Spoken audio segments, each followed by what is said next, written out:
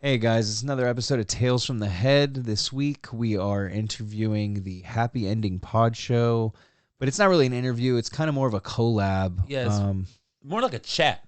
Yeah, more like a chat. And basically, we're just going to be looking into the origin of it and how they came together. And it's going to be a back and forth. They're basically going to ask us the same. It's really, really cool, interesting dudes from Pennsylvania. You guys should all check them out. It's Happy Ending Pod Show. We had a few drinks. It was pretty awesome. And, well, here it is. Enjoy. Did you get the pimple? Is it a pimple? Yeah, I did. And I scratch a lot when I get nervous or when I have anxiety. Danny, you don't need to be nervous around me. Thank you. And with his Dawson's Creek. All right. And then now you have it. Here's episode 63 with the Happy Ending Pod Show.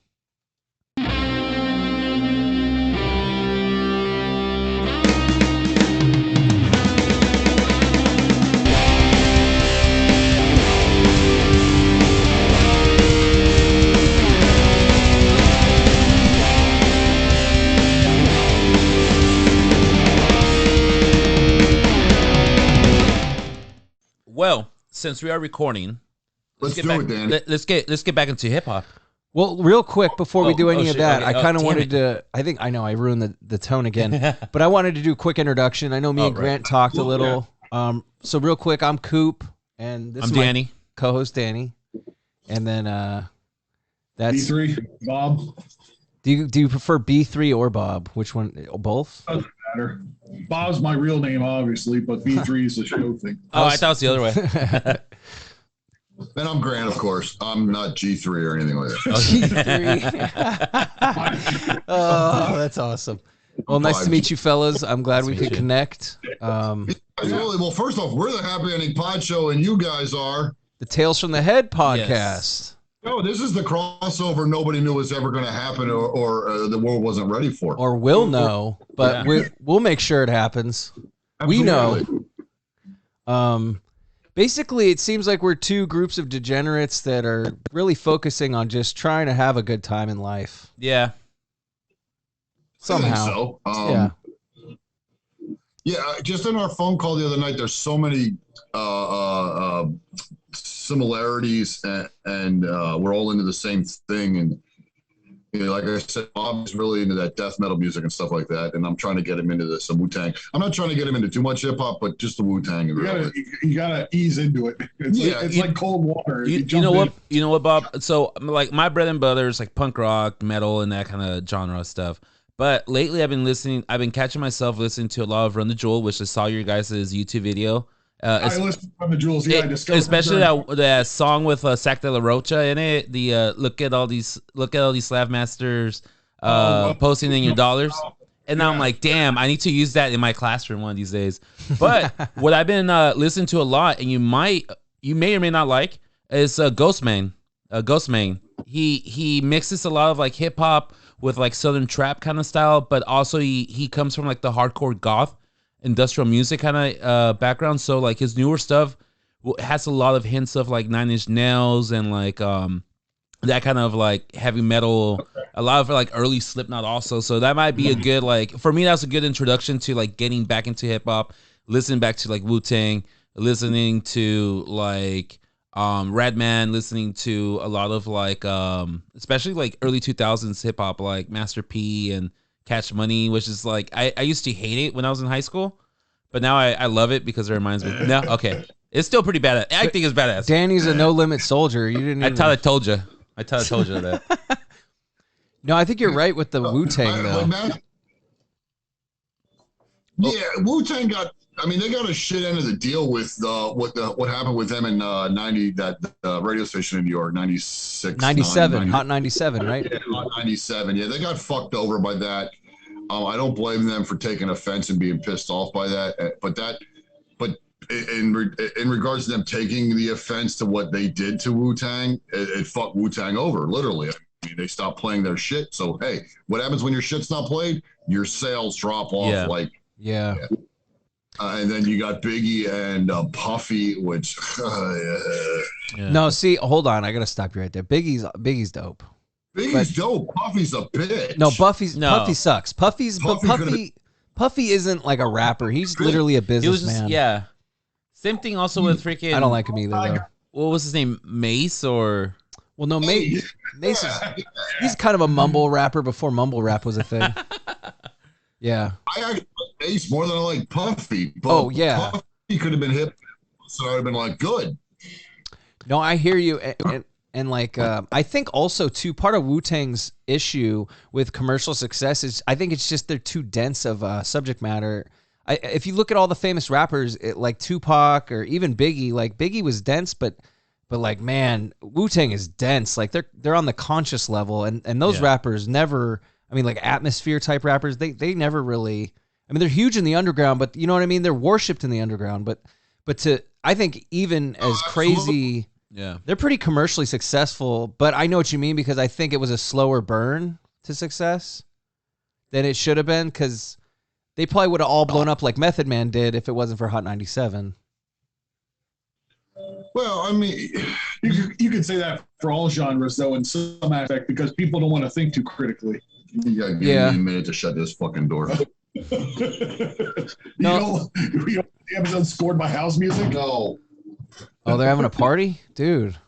Don't add, no, it's not even a party. It's a shower. That's awesome. It's just dead music. At least it's not. You mean dead music like Jerry Garcia or? No, nothing good at all. I don't know what it is. Some EDM crap. Real quick, guys. Did you know? Because I know last night me and Grant were kind of talking, and we're not really big into the jam band so much. Like we're not really into the Grateful Dead. They're making Martin Scorsese is doing a Grateful Dead biopic. Oh, that's right. With Jonah Hill as Jerry Garcia. What are you guys' thoughts on that? I think he'll be a good Jerry Garcia. I'll watch it because who's directing it. But Yeah. Aside from that, I don't. That sounds about right. Same thing with like that new Beatles thing that's coming out on Thanksgiving. The Get Back thing or the Let It Be. Peter Jackson. What's that one gonna be about? It's about the last days of the Beatles, basically. It's Oh. about the Let It Be. Yeah, that's. But that's archival footage. That's not a movie. Yeah, it was like he through their footage for like the last 3 years finding stuff to put this together. That's But- that's pretty cool though. Yeah, See. he thousands of hours recorded, thousands of like audio recording and everything, and it shows him like because I guess originally there was a video that was made a long time ago, and that one's just showcased like how bad Beatles were like toxic to each other. So it just portrayed like a really bad, like a picture of them. Yeah. With this one, it's more of a real one. It shows George quit the group and all that, and you know we discussed Coop the other night. George is our favorite, both. Yeah. But it shows him leaving the Beatles and all that mess. I'm looking forward to that. I really want to watch that. Yeah, I'll check, especially since it's later years, because it's like we said like yesterday. I'm like I'm not so keen on the like She Loves You, yeah era as much as the Let's Do Acid with Bob Dylan era. Exactly. Yeah. Danny, Coop and I was telling Coop, I'm trying to get Bob into the Beatles. He's not a Beatles fan. I'm sorry. I'm getting the shit harassed out of me by this goddamn dog. His family's an Elvis fan, so Bob is not a Beatles fan because of that. But I'm trying to get Bob into the Beatles. But the way I'm going to do that is trying to use the later Beatles, the more obscure stuff, psychedelic, the stuff that the B-side. And in case you heard the earthquake, I can't help it. I'm being attacked under the table, Not not in a good way. You're like I don't We even were know fine. if it's. Now all of a sudden this is just becoming a mess. He must have some kind of detection of when Skype or Zoom launches because he becomes an unbearable You're asshole. absolutely right, because we've interviewed. How many interviews has he screwed up? We interviewed Ember Snow, which is America's porn sweetheart. Oh, nice. Mm-hmm. And the entire time he laid under a futon that's in the same room here, whimpering in the background of the fucking. We couldn't get him to come out or shut up or leave. It was. See, the thing He's is dogs are so empathetic; they sense daddy issues. So Yeah. that dog was definitely triggered. He was just give her a tossed salad.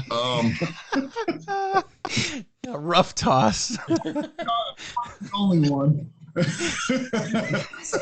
So were you, me, and the chick we were with. Yeah. It was a 4-piece for a tossed salad.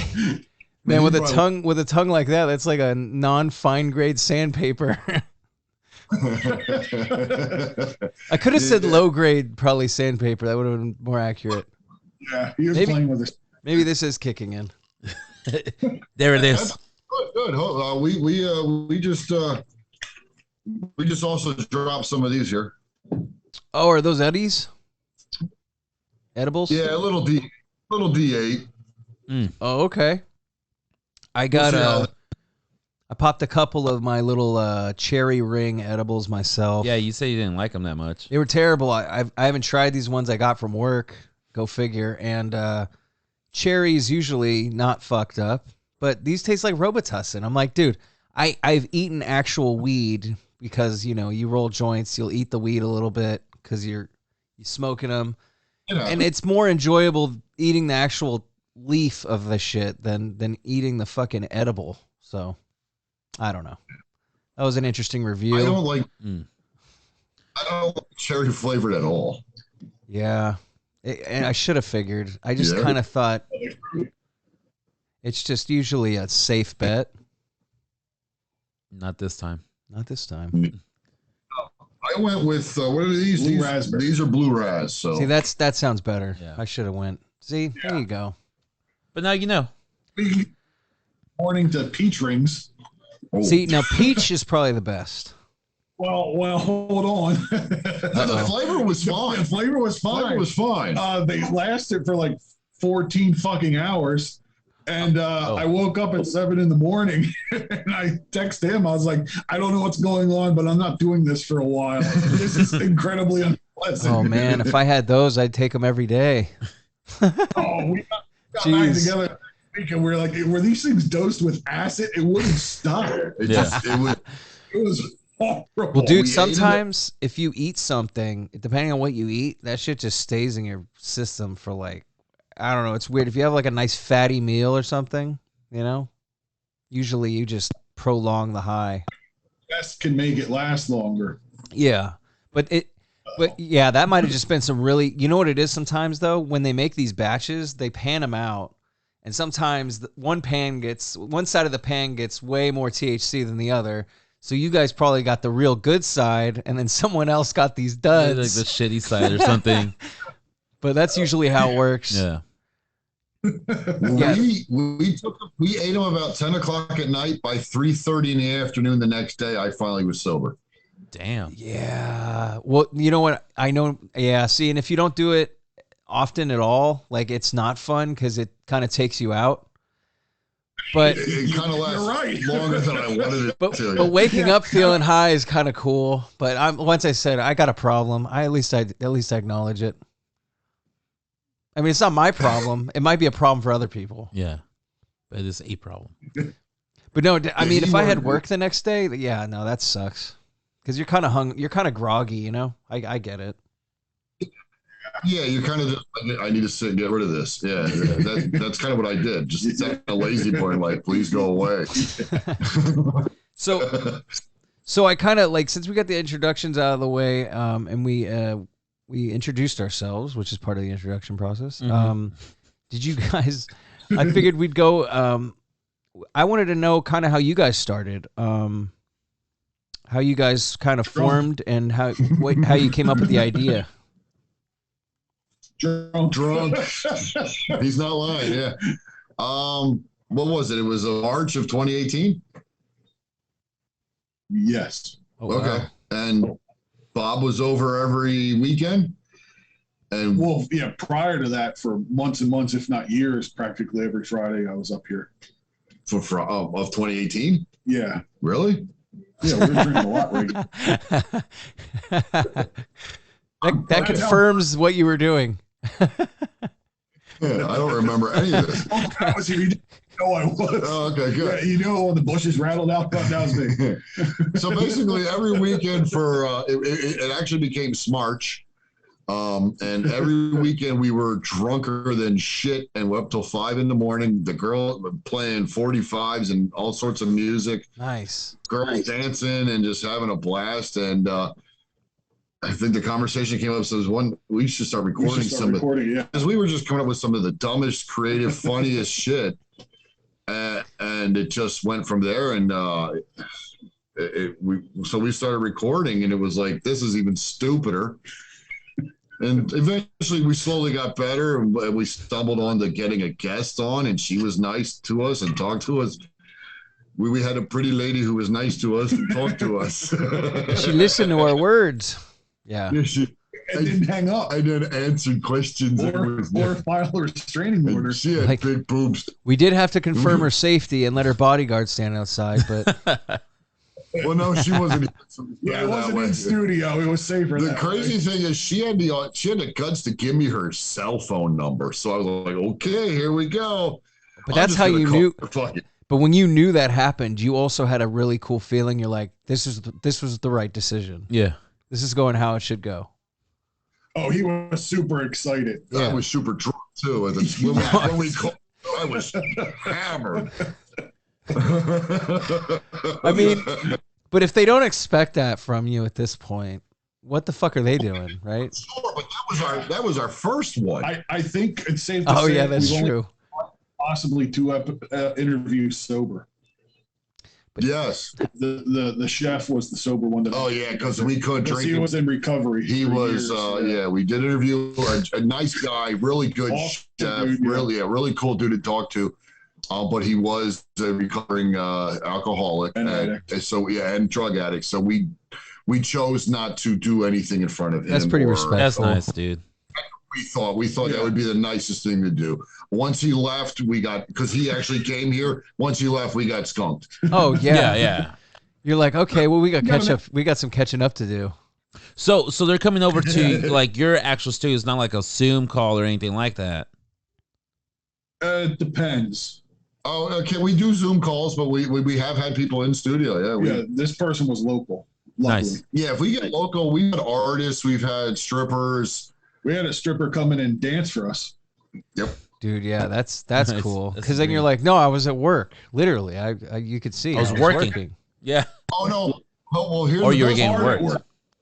The best part about the in-studio stripper lap dances was it was a surprise that she was going to get Bob and our female guest co-host, who is a lesbian, a lap dance. But my wife was also here too, and she, I'm pretty sure, got the best view of the whole goddamn thing. She did. That is pretty funny. It really was. It was completely unexpected. But the woman we had here, Lana, was her name. There's video of the interview, and of course the podcast is available. She was really cool. She was awesome, man. In fact, if you can see the pair of panties hanging up here, are they the white ones? They're actually silver. Oh, silver. Okay. Oh yeah, I see them. They are autographed by Lana. Dangling. But she's like, but she didn't use a pen. Well, actually, that used to be my COVID mask. There you go. Oh, so you're the dude from online. Okay, I see. Okay. And you look familiar. That is a great mask.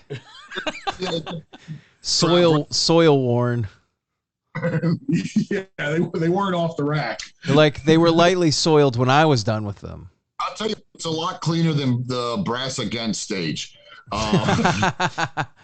Yeah, by the way, that needs to look like the apartment in American Psycho if she's going to do that ever again.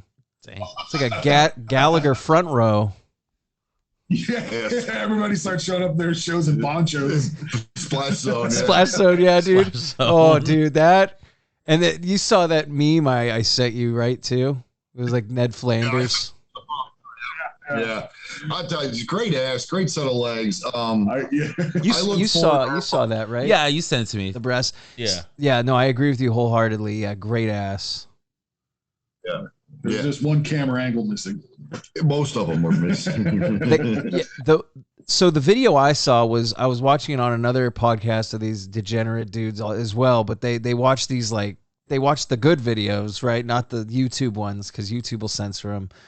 But man, the view I saw in one of them, the dude looked like he was blowing it looked like a whale breaching. Like he was spraying, he was breathing out, and it looked like he was Triple H spraying into the crowd. Like it was hilarious. I'm a degenerate and a piece of shit because I wasn't grossed out by it. Really, you're like, oh. Here's my question. I wasn't grossed out by it, but would you let her do it to you? Well, no, but a single me. And if I was drunk, I don't know if I don't know if I could say no as confidently as married me. But isn't that all part of like the fantasy or anything? Anyways, it's like other if something. That's it's not. Is that your like your even if norm or something? even if the wife gave me the green light, I don't think I'd be down. At this stage of my life, probably not.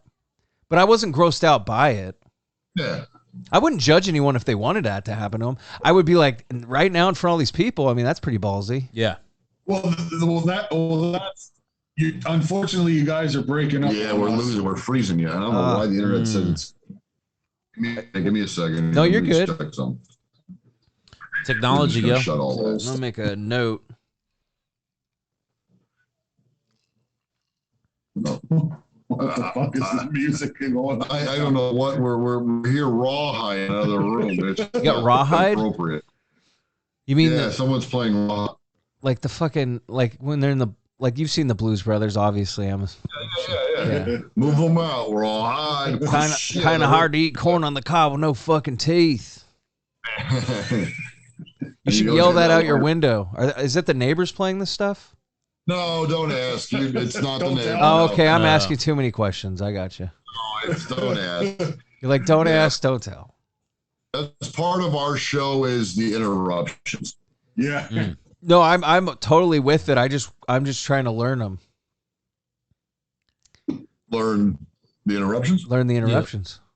Okay. So far, I've learned about the dog, Ace. Learn about the EDM. I'm still. I don't know whether or not you might have that stripper from episode 2 under the table, and the dog might be a cover for the stripper.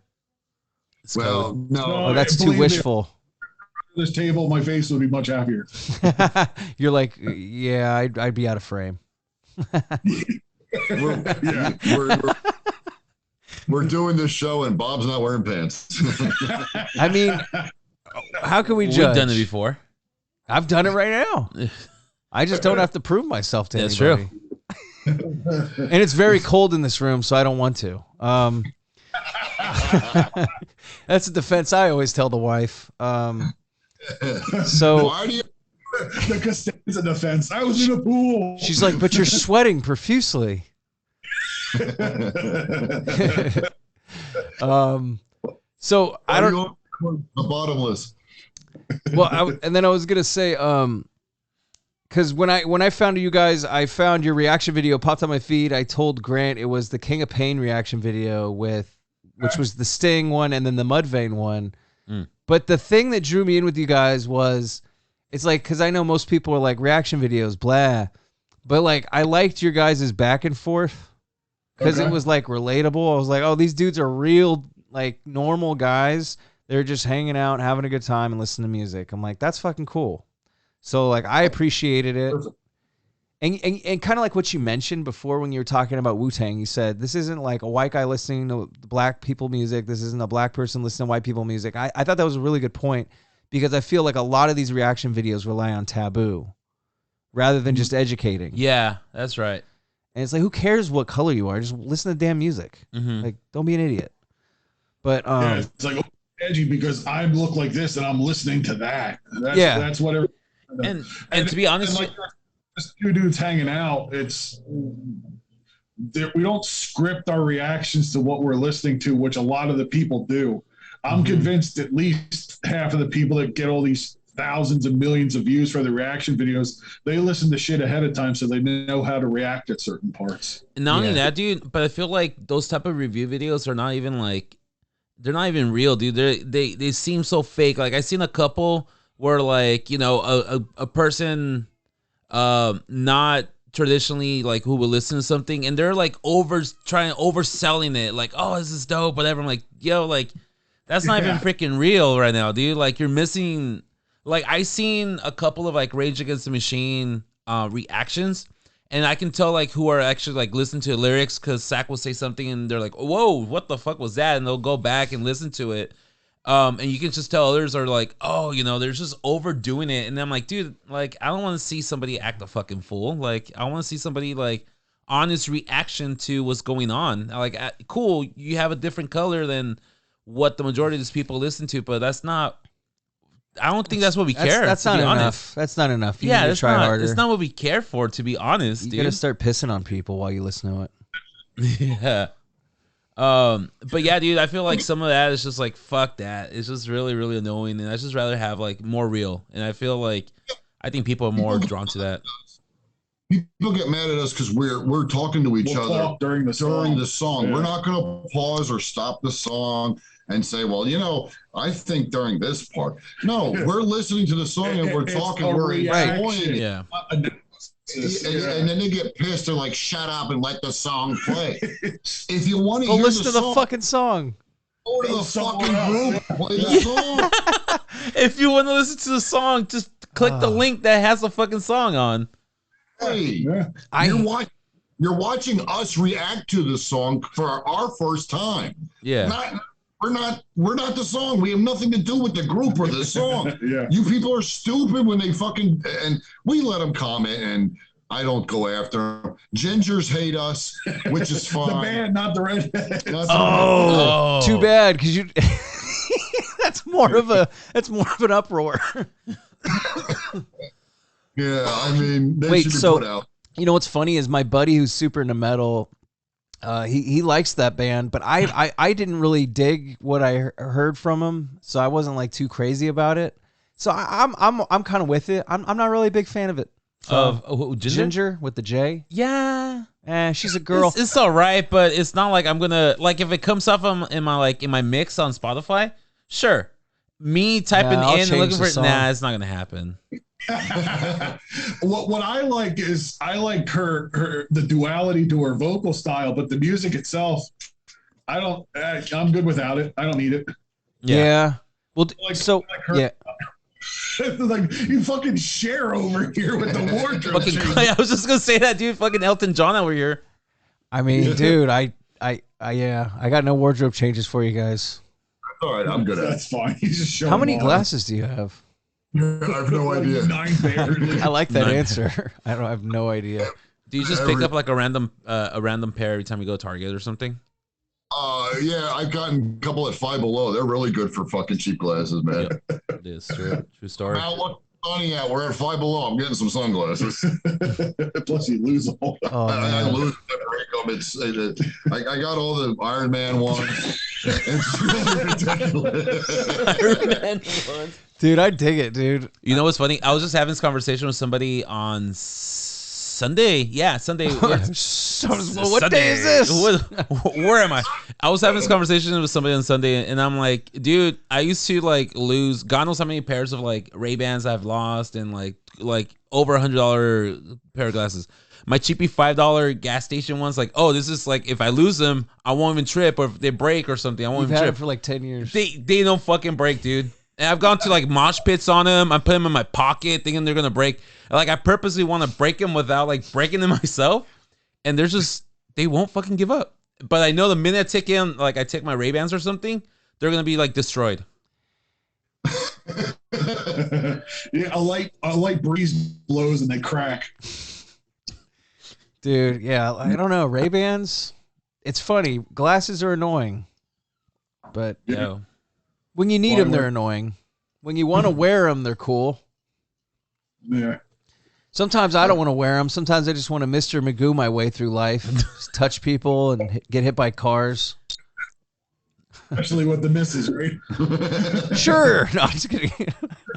Wait, she's listening to this. Yes. Is that you? Like a blind person at an orgy, I'm going to have to feel my way around. Is that Braille? I don't understand this Some word. killer stretch marks because I can read what you're saying right now. It's in 2 A's. Turn the organ. Paying for college. Should we tell our origin story? Well, I pretty much. No, well, I was think- digging the natural banter. We were gonna get to it eventually, but that's a perfect segue. Okay. I love it. So our origin story, I kind of mentioned to you yesterday. I don't know if I did. Well, there you go. Now the alcohol and the weed is working. You forgot already. So we 2019. It was pretty much the fall of 2019. We're coming up on 2 years already. We had weird years. For me, I lost my mom to cancer, and Danny. I was just a hot mess. I was like not sure about my career, not sure about my personal life or anything like that. So like when I felt like both of that shit collapsed, like I felt like there was nothing going on for me. And as you all know, like our fucking minds are like the worst fucking enemy ever. Like once you have like a thought in your head, like your brain will fucking look for anything to justify the way you're feeling. And that's pretty much like what was going on for a while. And we kind of went through it around the same times with like holidays coming in and like certain dates associated with certain things. And we kind of both went through it, but we never really told anything because we were men like that. And we don't like to express our feelings, or we should never express our true feelings. Just bleed on the inside. Yeah, just fuck it. Just drink it in. And it wasn't until like jokingly, I think I posted something like, oh yeah, mental health matters. And this will like, we were kind of joking about it, but like really, but not really. And then we kind of both admitted that we kind of been going through it, and we kind of like, dude, we should do a podcast. Not because, oh, look at us, how fucking well we are, because we're far from it.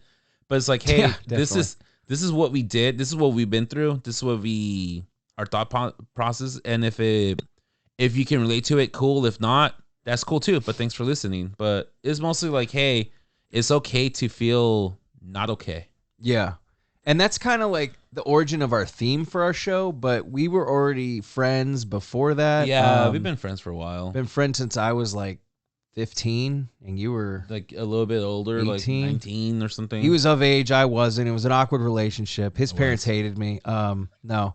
But we went to shows together. His younger brother is my age, so that's kind of how we met. But then I had a podcast before this one that I started, and COVID kind of, my mom getting sick kind of fucked it up. It's right here. Where is it? Yeah, there it is. Stoop Kid podcast. Yep, there it is. I'm going to start it up again. It's my interview forum that I had, but basically I had him on there, and we just had a killer time. Like I was just talking about being a teacher, like the old times when we go to shows. My old podcast at the time also, we were talking about that, the soccer podcast. Right. So he also had a soccer podcast.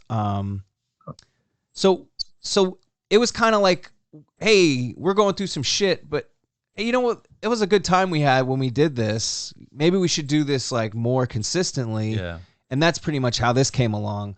I mean, that was like the background before our shitty year, but between those two things, that's pretty much how this came to be. And we've been consistently doing it for every week for over a year. So it's been solid. I've been happy with the consistency. But and a meme I saw a while ago. Why do men in their midlife crisis start a podcast? And it was the same reason women start an OnlyFans. Yeah, I've seen that meme before. Yeah, except they make way more fucking money than we do. I know I was going to say because they have big tits. I don't. Well, if I had tits and a vagina, I would have my podcast OnlyFans. But no, I'm just saying like only pods, only pod fans. Some people do. You know what's crazy? Some people do have like just it's not all of it's pornographic. It's just a majority of the successful stuff on that is because I think originally it was supposed to be kind of like a Patreon.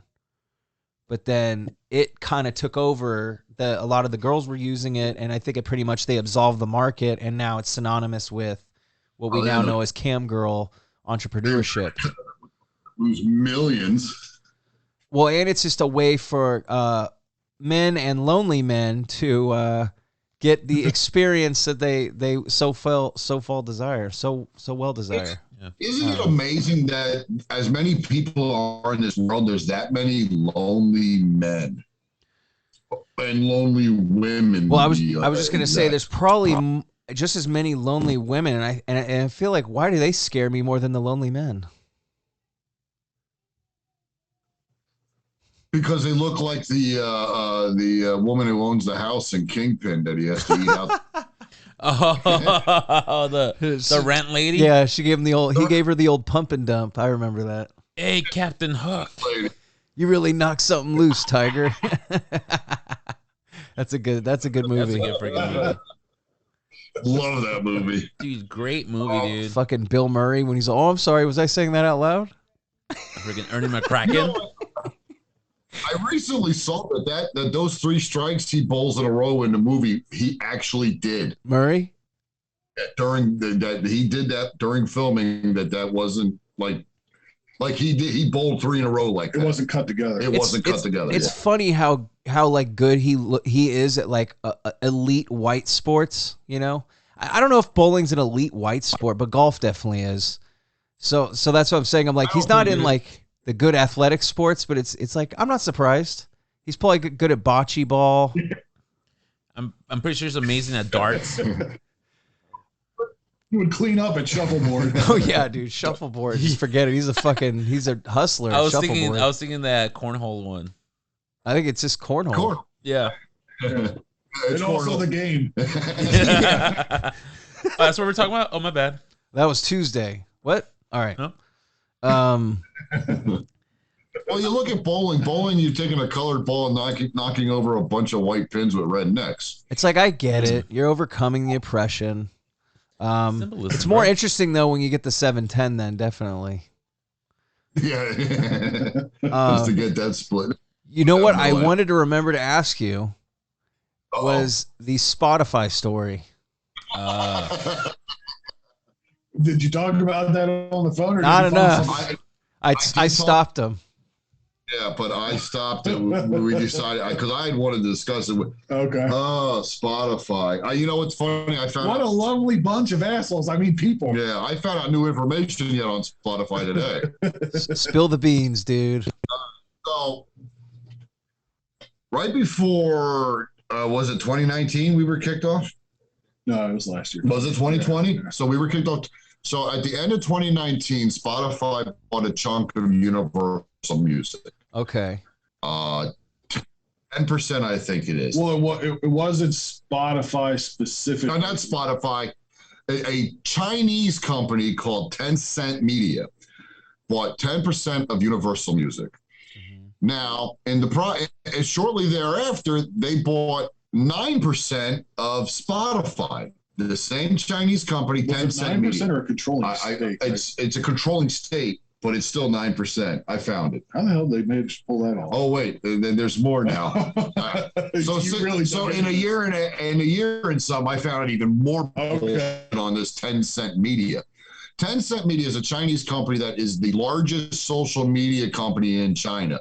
Now, for anybody that knows, China ain't getting no goddamn social media from here. Anything, 90%. Yeah. It's not controlled.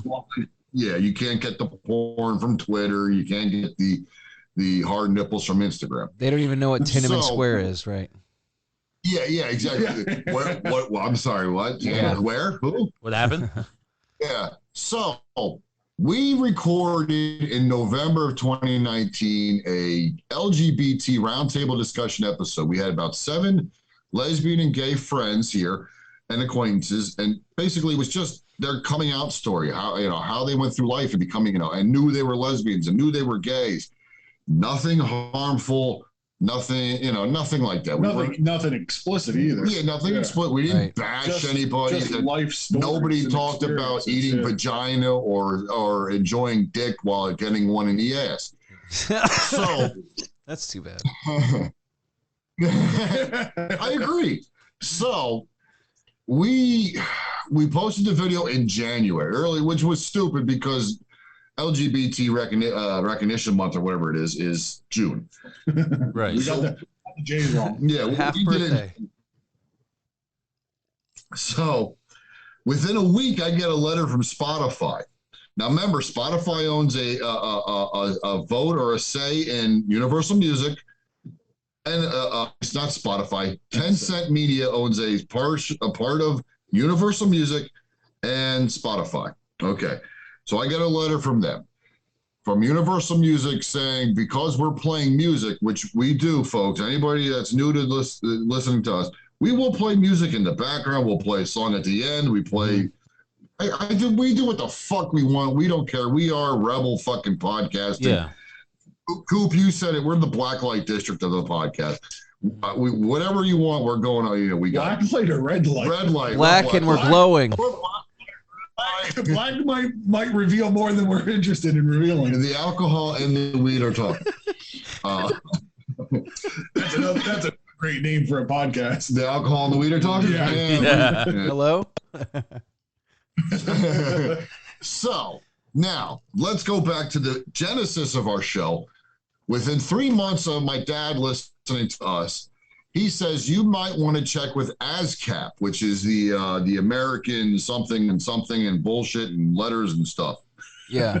Hold on, I got it. Give me 2 seconds. I got it. American Society of Composers, Authors, and Publishers. Okay, so ASCAP is you get licensing. So anybody that plays music, radio stations, movies would have to go to them. A podcast or streaming media would have to go to ASCAP to get a proper license to play music. I contact ASCAP not once, but twice, asking each time, saying, look, we have a podcast and we would like to play music on our podcast. Mm-hmm. Would we need a license? Both times, 2 individuals from ASCAP stated, you do not need a license to play music on your podcast because everybody you stream on is licensed to play music, whether it's specifically a music stream or their podcast stream. They are still licensed to cover both sides. Wow. So now we get an email from Universal, who is a chunk owned by Tencent, and the Tencent owns a chunk of Spotify now. Basically, a cease and desist order because we're playing music. We're not going to be, we're not allowed on. I'm sorry, emails from Spotify that we're not allowed to play Universal Music on Spotify. It was a huge letter. If I had it, I'd read the main parts. We do have it. Yeah, there were like 5 things you had to respond with, saying that you had rights for every time you played their music and stuff. Like there was 5 steps you had to complete, and the first one was typing the sentence, "I have the rights to this music." Not the rights to play it or stream it. I have the rights to the music. So basically, out of the gate, the email was getting you to basically lie. So if you say something like that, then couldn't you get sued for not having the rights to that music? They were setting you up for it. Because if you couldn't complete their 5 steps, they're going, well, if you can't complete these 5, we're throwing you off. And that's your only recourse. And step 1 was a brick wall. What the That's straight up That's dumb, fraud dude. Almost. Yeah. You know? Now, again, this came right a week almost exactly after we did the LGBT episode. Which is how many episodes into the show? How many had been up before that? 40, 50, 60? Maybe, yeah. Yeah, so it wasn't like it was the second episode we uploaded to Spotify. There were 30, 40, 50 episodes up already on there that had music, and we checked. Because after we got booted, we got drunk and went looking at artists that were Universal had rights owned by Universal, and we played tons of their music before that. Yeah, that just screams, like pay me. Yeah. Well, but not only that, but they weren't even asking for money though. They were just being difficult. No. I think I think what y'all are trying to imply is that they were purposely trying to censor or another form of oppression towards the LGBTQ plus community. That's how we felt. It came off extremely that way because then it was literally episode 65. Okay. So we had 64 other episodes up on Spotify. because I'm assuming you're saying like you had your friends and family come over and they're explaining their coming out story, and I'm assuming also they were also talking about their hardships like within the closet and like things. Yeah. Yep. So yeah, of course, if like. Again, I haven't been China lately, not in the past 10 years, but no, I haven't been China. But I'm assuming like if you're trying to like dehumanize this group of people and like by showing, giving them some sort of like not mercy, but like making them human and see what their suffrage is and oppression is, like it contradicts what they're trying to prove anyway. So of course they want us to shut it down. Exactly. You're trying to make it realize that the people that are different from you aren't really quite so different. Yeah, exactly. They go through the same shit. They feel the same things. They just feel it for somebody of a different gender that somebody that's their gender would feel towards someone else that you're told or brought up to believe is normal. Mm-hmm. Right. So they're Swedish, right? They are. They're out of Sweden, which is insane. I forgot about that. Yeah, they are. Yeah, because we found. Yeah, because that same night, went looking for their headquarters and everything. Oh wait. Can you disclose? Are you willing to disclose any of that, or no? Can you talk about that? That night, like what you did that night? Can you talk about any of that? Actually, what I did. Oh yeah, I have no problem because the night. I mean, we went on a tirade. There's literally an episode. It's literally been locked. Yeah. It has to do. It's literally, and if I release it, you'll know the episode. It's the Spotify logo on fire. I like that. But I literally drank. I was drinking straight alcohol out of like tall pint glasses. Red Solo cups. Yeah, I was drinking. Just filling to the brim. I mean, that was the. He was irate. Yeah. I was pissed. So we looked up. We got all their addresses. I even started writing in my drunken handwriting that night their address on envelopes. I was going to start mailing them stuff. Like it was going to be stickers and like some talcum powder that I was going to say was anthrax or something. Yeah. Yellow cake from fucking Chappelle. I was thank them for kicking us off. I would appreciate the publicity. Yeah, it was. And then the sober me got the best of me the next morning. Listen to it back and you're like, oh no. Yeah, was. If I were to describe the episode, the word I would pick is caustic. Oh man, I want to listen to that. I'm comfortable with it airing. Let's put it that way. Oh, put it up in the OnlyFans. Put it up in the OnlyFans. Yeah, you should definitely put it on a pay to watch. Frankly, the hard drive and the computer it was recorded on should be burned. That's how bad it was. Oh God. Well, but you know what? It was a gem in that light. Then I guess. Hey, the memories live on though. It's still here. It's literally all I have to do is unlock it. But I mean, it's just it's the simple fact that we continue to. And I don't want to get political, but fucking China, what a goddamn country. That place should be nuked. Oh, you don't want to get political. I mean, it is an affordable way to get rid of something. It's just bullshit. All right, look, Coop's balancing the budget for us. What's going to be their punishment for releasing COVID to the world? Well, I don't even know. Well, we're never going to find out. I got my own theories on that. I'm Mr. Tin Hat with some of this stuff, dude. But I'm going to tell you right now, I don't think we're ever going to know. It's going to be like JFK, dude. It's going to be some redacted bullshit that they never let us know. But we know it's some BS. Hey, I mean, that's how I feel, but. I'm going to derail this really quickly because he just reminded me something. All right, I don't want to make assumptions. But y'all are like interested in conspiracy theories and stuff like that, right? Or you find them at least interesting? Depends, yeah. Depends. Okay. Yeah. Are y'all familiar with the real Paul McCartney being dead? Yeah. Because we said we are gonna do an episode about that sometime in the near future. Yeah. Because here's the thing. It's not that I believe it. I enjoy it. Yes. I enjoy the sci-fi of it. Yes. Okay. Yeah. Oh, I thought you were going to enjoy the fact that he's dead. Well, I mean, he's not my favorite, so I wouldn't care as much. But from the ones who are alive, he's my favorite right now. I mean, right now, let's be honest. He looks like it's like Angela Lansbury. He's rough to look at, I mean, it's rough to look at the Paul dude right is now. 80. What do you You're expect? breaking up. What's going on? It's me. It's probably me. It's okay. Look. You're back now. No, you're good now. What the fuck? It's probably us, to be honest. I think it's me. It's kind of windy out here today. I had a bad attitude going into work, so that's probably my fault. Oh. I didn't have a bad attitude going into it. No, I didn't have a bad attitude going into work. I had a bad attitude at work. I got into it with my boss. It was fun. It's a normal weekly thing. No. You guys still there? Yeah, we're here. Yeah, we're just going in and out. glitching. Oh, it's that's okay. Yeah, it's good. That's a hell of a story. Are you guys back? You guys good or is it still? Yeah, we hear you.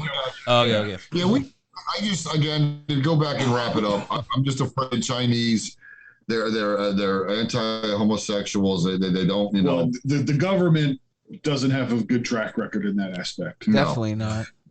And let's clarify: when you say Chinese, you mean the government, not all the. No, not. You're Yeah, right. because it's not. I mean, but also, like, I'm glad you clarified. But at the same time, for people that aren't smart enough to understand that basic people can't make those type of decisions, fuck them. Yeah.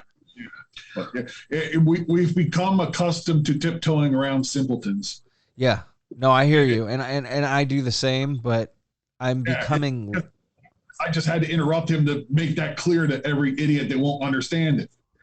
Right. No, I hear you. But then there's days where I'm like, maybe I should be Michael Douglas from Falling Down. Yeah. Yo. Yeah, some days it just feels right. Yeah. It wouldn't be difficult. What do you mean you can't serve me breakfast? Yeah. At 9:59. Yeah. That's one we haven't seen forever. Yeah, it's a great movie. It's a fun movie. Yeah. It's sad, but it's a good one. Do you guys know who Naomi Osaka is? No. Naomi Osaka is a tennis star. She's been shocked to hear. Okay, wait, I read the wrong fucking name. Get your words together. Get my words together. The Japanese former number one ranked 4-time major winner posted on social media Wednesday that I'm fucking this up big time. Players stuck the landing. If I'm correct, Naomi Osaka today, Junior. He got it. Accused former Chinese leader of sex assault.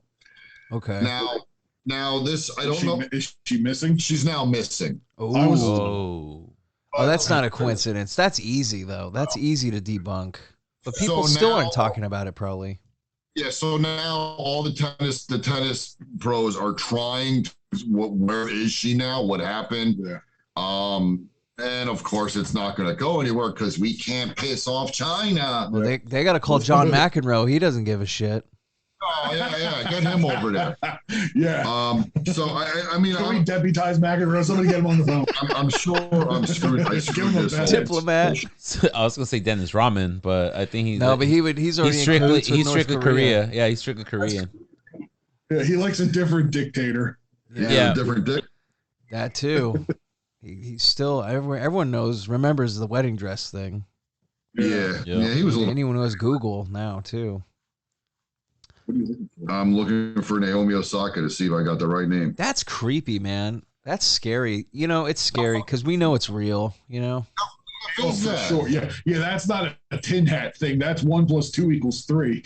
Yeah. That's just how disgusted I am with that country in general. That I will find any little bit. Do you know we caught 2 spies in our country from China at the outbreak of COVID? Well, but I don't even trust. Here's the thing: I don't even trust our country. And look, no. I love America. Look, I'm not going to say I'm not privileged, but look, I don't trust our country either. I don't trust our government. Well, there's a long track record. You'd have to be pretty naive to trust them. I mean, exactly. But I mean, comparison. I mean, I don't want to be in Russia. I don't want to be in China. I don't want to be in Turkey. Because look what happened. I mean, It ran against. I don't know. You got There's a lot. As much as we're complaining about this, it's funny that like as much as we complain about censorship here, like it is nowhere near as shitty as it is in China. You know. I I can still sit here right now and say, fuck the government. Right. I don't care about any of you. And I'll get home and be here next week. It'll be fine. Yeah. Over there, they turn you into dumplings over there, dude, if you do some shit like that. Oh, yeah. Meat pies. Fucking shumai. Yeah, I you know, but we still let that country control us too much. But that's all a money thing too. Yeah, and it's that's all all business, creepy. dude. You know, that's all the gross shit. Yeah. We don't want to get too. So no, exactly, and then not that I don't appreciate the politicalness of it all, but to make it a little fun twist. Have you thought of because I've been trying myself to think, like, if I just want to say fuck it, right? If I just want to say, fuck being an American citizen, and I'm gonna go somewhere else. Where would you try and go? I mean, obviously not Australia, but like, where would you? What's a good place to go? Huh? What's going on in Australia? Oh, they're all anti-COVID stuff marching and shit. Oh, dude, they pretty much gave up their guns and the government just completely took over. Oh, you're talking about that. Oh, okay. I thought that was New Zealand. No, that's Australia. But I'm just saying, like, even that's not a safe place to go. And some people, I mean, that never was a safe place to go. It's one of the deadliest places in the world just with animals. But wants to kill you. Now I don't want to go there at all. But it's just... It's just like, where is there, you don't want to go to the Asian countries because, like you just said, you're dealing with dictatorships. You're dealing with, like, crazy politicians. Like the Philippines is a good example, too. That's not, if you smoke weed there, you get shot. Yeah. So it's just like, it's all fucked right now in a way. It's like, where do you... Yeah. Maybe Sweden. Maybe we need to find out what these Spotify people are drinking. The problem with Sweden is it's in the middle of Europe. Right. Well, have you guys seen the movie Midsummer? Unfortunately. Yeah. Okay. So that's what I think of whenever I'm like Sweden. I'm like, okay, so maybe there's Spotify people out there, like the Spotify cult. Whenever I think of Sweden, I just think of the Swedish chef. And every time somebody goes to Sweden, I'm Bergen. I just think of IKEA. I just think of IKEA. I mean, you can't go wrong with their meatballs. That's true. Furniture, nice work, Sweden. Thanks for the furniture, bros. I mean, I do like your death metal. That's true. Yeah. I mean, we were talking about the red light district in Amsterdam. I'd rather go to Amsterdam. I'd rather go somewhere there because who would have thought Germany's freer than we are in some instances? I'd go to Germany. Fuck it, let's go to Germany. Germany's turned a corner that we haven't. They're bound to win one of them. Well, they finally turned that corner. Well, I was just exactly, dude. They were war torn for like what, 100 years?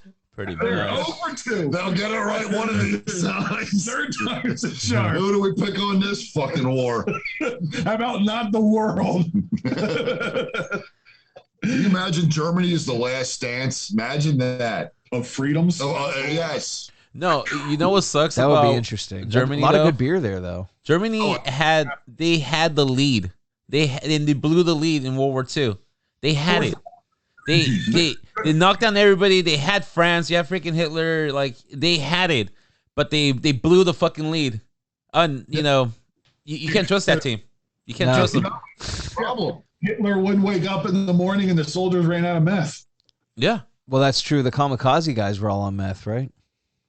Oh, so were the Germans. That's how they advanced so far in 7 days. They were all on meth and they didn't sleep. Yeah. Dude, you know what's interesting too? You guys might already know this, but the birth of the multi-track recorder was an American soldier stealing it from a Nazi office and bringing it back to the States. And they reverse engineered that shit. And that is what German technology is everything. NASA, recording music. Yeah. So what was an interesting conspiracy that I heard was people used to think that there was an underground train or whatever that Hitler used to go around. But what he did was he had pre-recorded fucking speeches that they would play, and they actually had like stand-in dudes. Yeah, like Saddam did. Yeah. Right. And I don't know if it was necessarily for a power move or so much it was just so he wouldn't get assassinated type thing, but either way, it was like no one else was doing shit like that. Well, it was also probably for vacation because, I mean, let's be honest. Yeah. Hitler on vacation. 24/7. I don't want to go. If you're going to start a war with the world, well, yeah, I agree. Stick with it. I agree, but when you've been doing it for 4 years, building up that army to start the war with a war, hey, since we're at war, I'm going to take this week off. You all got this, right? He's like, ooh, Normandy. I'm gonna go hit 9 holes over there. Yeah. I would have liked to have seen him have. And he wasn't talking about golf either. Ava had 9 holes. Eventually. Yeah. Well, they each got 1 additional at the end. Yeah, 3 bowling balls. Oh yeah. Allegedly. Yeah, allegedly. Oh, there's the tinfoil hats again. Yeah, because the statute of limitations holds up for that one, right? I'm pretty sure they're both still alive in Argentina. Holy shit, dude! Hitler plus. Hitler's with his white fucking mustache. Argentina. Touch of gray. Literally, it's a head in a jar. That's all he is. He's a head in a jar. It's like Futurama. Yeah. Got another jar with his penis, and there's Ava with it's got a little hole in the. I think I'll move to Mexico. What? I'll move to Mexico. You would move to Mexico? I mean, I'm familiar with the country. I go there. It's kind of like a cop off, to be honest. Yeah, is it shitty? Is it corrupt? So what happened? Okay, but if the shit's the fan, the cartels take over. You're fucked, dude. Half of my family runs the cartels. Okay, that's true. Never mind. Good. All right. Well, see, you got a gimme though. You're basically white privilege, but in Mexico. That's true. Daddy, can you get a good word for 2 gringos? I will. Oh, we're all field workers at this point. You understand this, right? I will. As long as I'm not getting kidnapped or beheaded. I make no promises. Or make it, I'll make with the head, but don't behead me. Yeah, no, you know what's funny? This one time we were trying to convince one of my buddies to go to Tijuana for the first time. It's not even like deep into Mexico. It's just freaking Tijuana, across the street. He's like, no, bro, no. I heard I heard so many stories, blah blah blah. And so we convince him. We're walking to the border. We're crossing. We're only gonna spend like 1 night or 2 nights.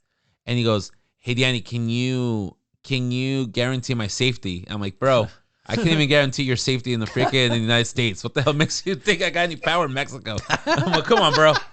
You're all fuck no. Fuck no. I do you want to have a good time for $20, or do you want to stay here in San Diego? But they told him but live a little, bro. You don't know what. Even if you stay here in San Diego, I can't even guarantee your safety here. That's true. So, and he survived. He's back. Should have patted him on the back and said, "You have 2 kidneys. You can survive on 1. The van will be here in 5 minutes." Tips aren't required, but are appreciated. But no, Mexico for me, dude.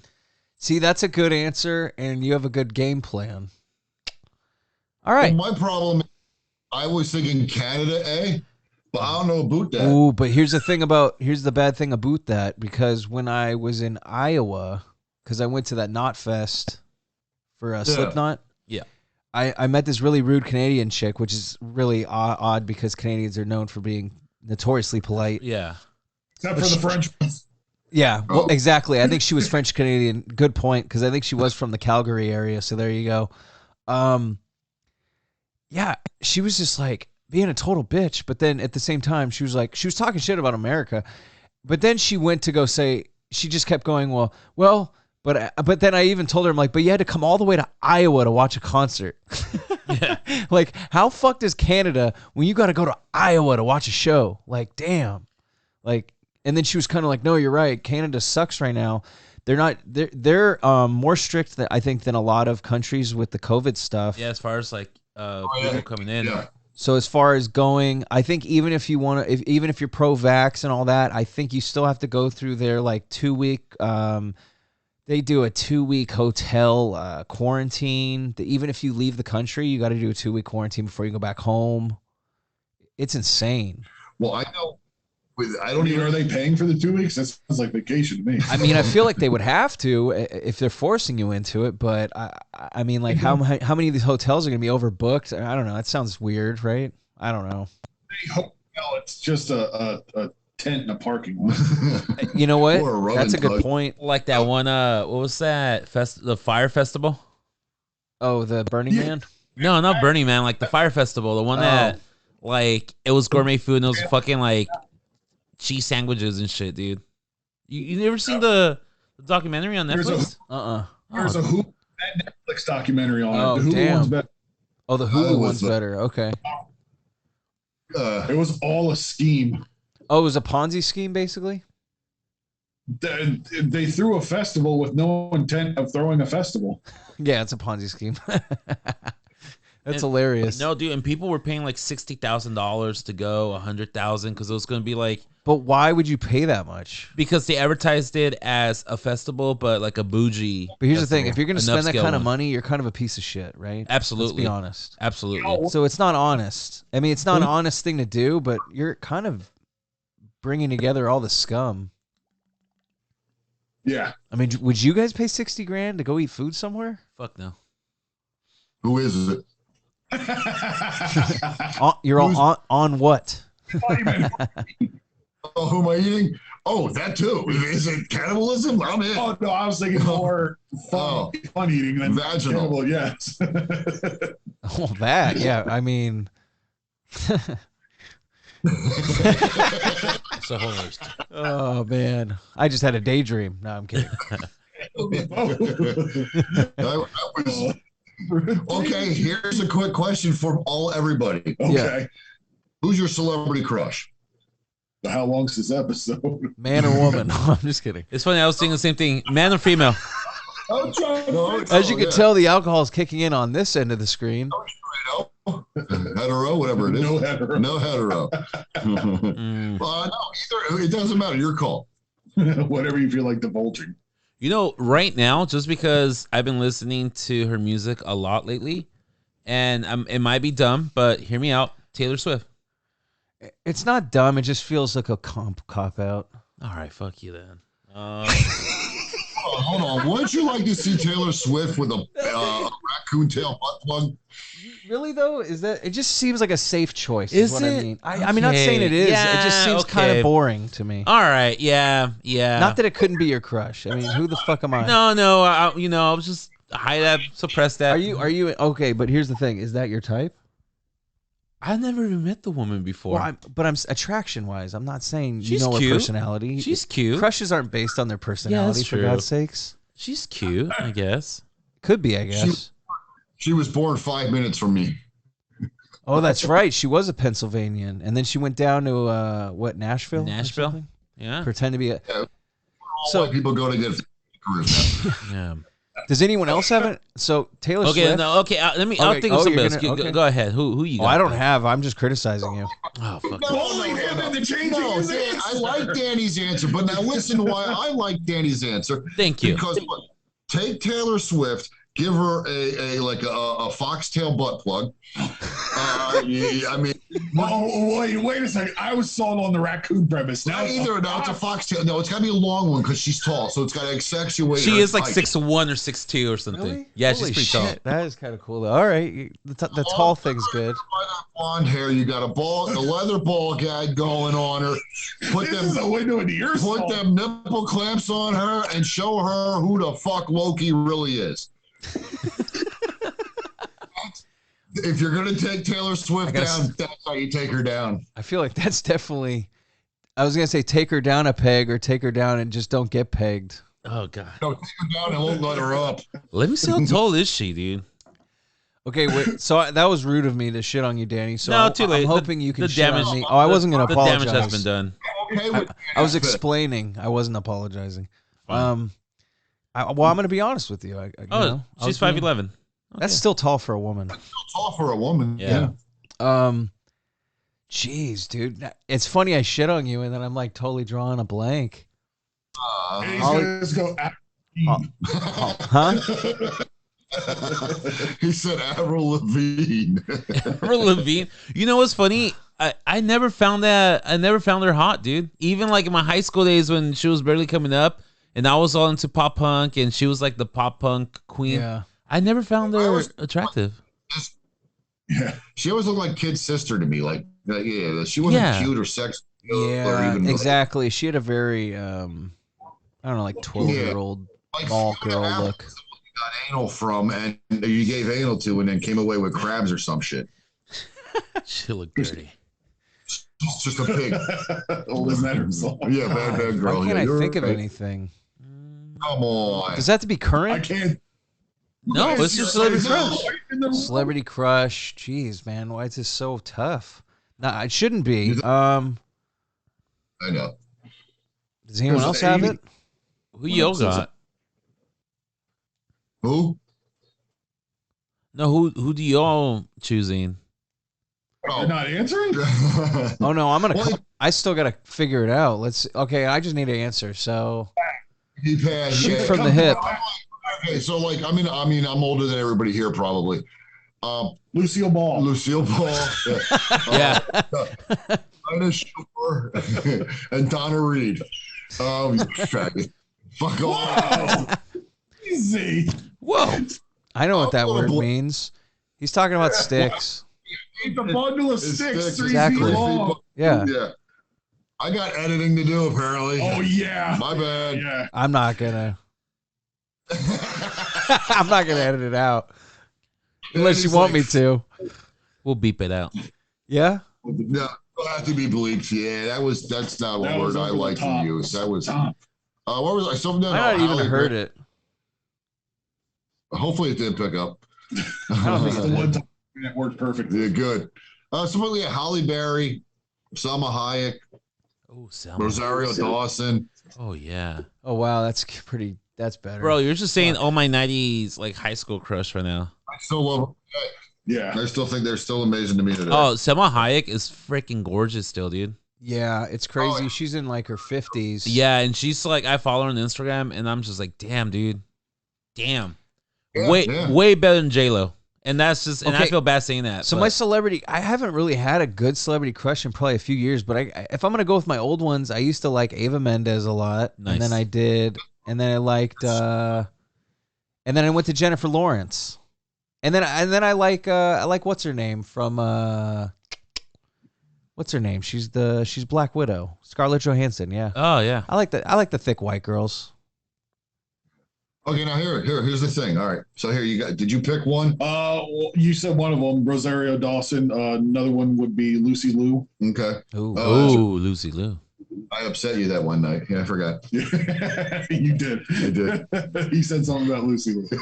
I got a comment about Lucy Liu though. Have you guys seen her in that show 911? No. No. So it's her now, and honestly, I think she's sexier now than she was when she was younger. Oh, I dude. thought she was doing a Sherlock Holmes show. Yeah. Yeah, so that's her now too. That's what I mean. I say- think she's looking good. She's like the Selma Hayek, dude. She's Yeah, like just, She's aging, but Yeah. good. Fine wine. yeah. Yes. And then us whiteys age like Canadian Well, that's what bacon. happens when you don't have no drama. Oh yeah, because Spain has no drama with anybody ever. Oh, come on. Selma Hayek is not even from, oh, whatever. No, I was just making I think she's Mexican, She is. so Yeah. Spanish descent. I mean, I don't know what part of Mexico, so I was just really generalizing her. The good part. Yeah, The the only part where yeah. the well endowed part, the water's good Uh-huh. there. Where did her come from? But I mean, she doesn't look much different than she did in From Dusk Till Dawn. Yeah. Oh, Or Desperado. Oof. dogma. Ooh, Dogma. That's a Fools good Rush one. In. Remember that one? I haven't seen. You never seen That's the Fools one with Rush Matthew In? Perry, right? Yeah, it's from Matthew Perry. It's like a romantic comedy one. I haven't seen that one. What? What's it called again? A Fool's Rush In. They're Oh, married. yeah, Yeah. I've seen that one. Okay, so everybody has some type of slip. Yeah. Yes. Imagine the celebrity crush is going to give you the opportunity to go down on them, but their gay best friend gets to blow you. Would you do it? Set the time and date. Let's do this. I mean, here's the thing: you didn't disclose the gender of anybody. Oh, yeah. Yeah, I'm definitely done. So am I just picky? I'm probably down because I'm just picky because you didn't say who's who. I mean, it could be her lesbian friend as well, That's just it. You don't know. Yeah, that was part but of it it. You could don't know also be that black dude meme that's sitting on the bed with the python in between. Yeah, so yeah. That dude. But either way, you just said blow, so that's not the worst thing. Yeah.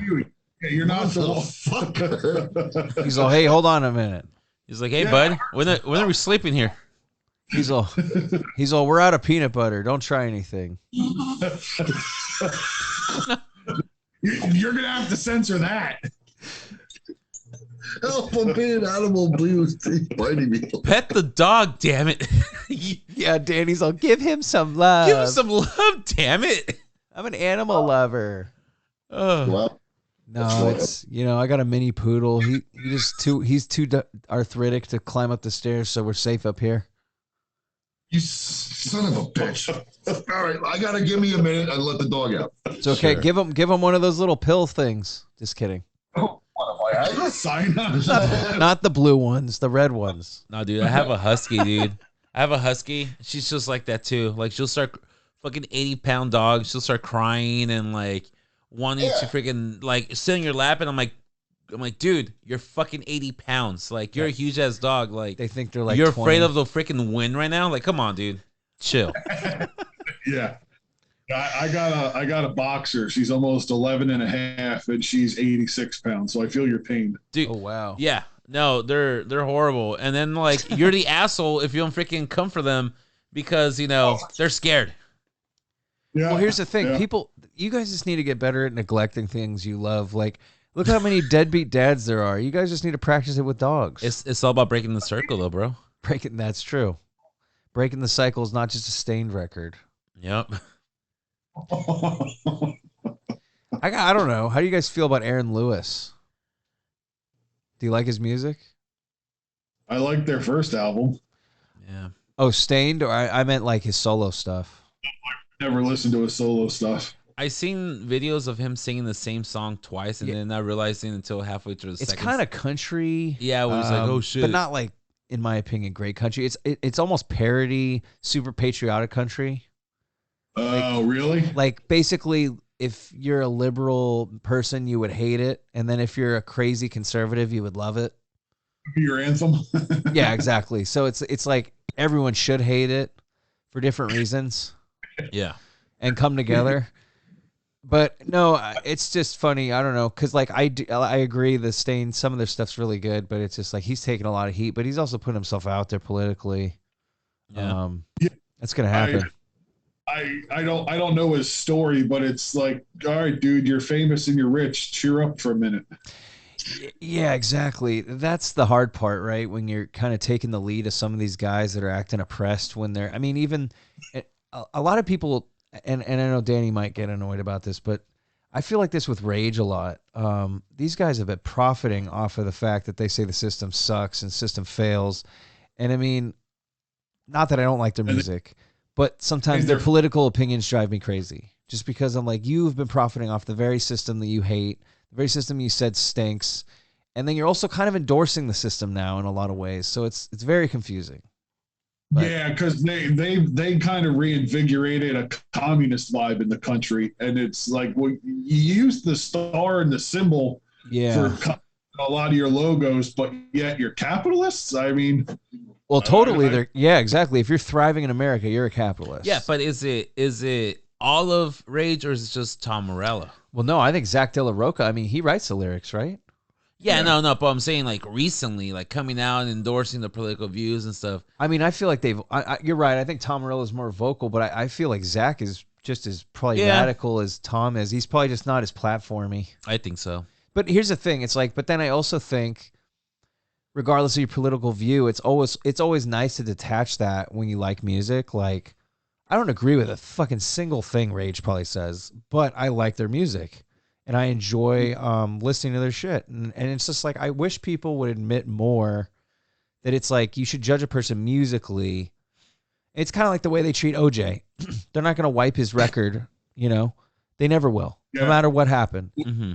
And it's like R. Kelly. It's like he did terrible things, but he was on the Space Jam soundtrack. So it's like you can't change things. Yeah. Some things are never going to change. Huh? No, it's kind of like that one thing, dude. You can hate the artist, but not the art. Hate the pisser, but don't hate the. No, I'm just kidding. It's a bad R. Kelly. No, but I don't know. I got a little serious for a minute. That was probably my fault. Times on the show. specifically with musicians and the challenge of separating the artist from the art. Yeah.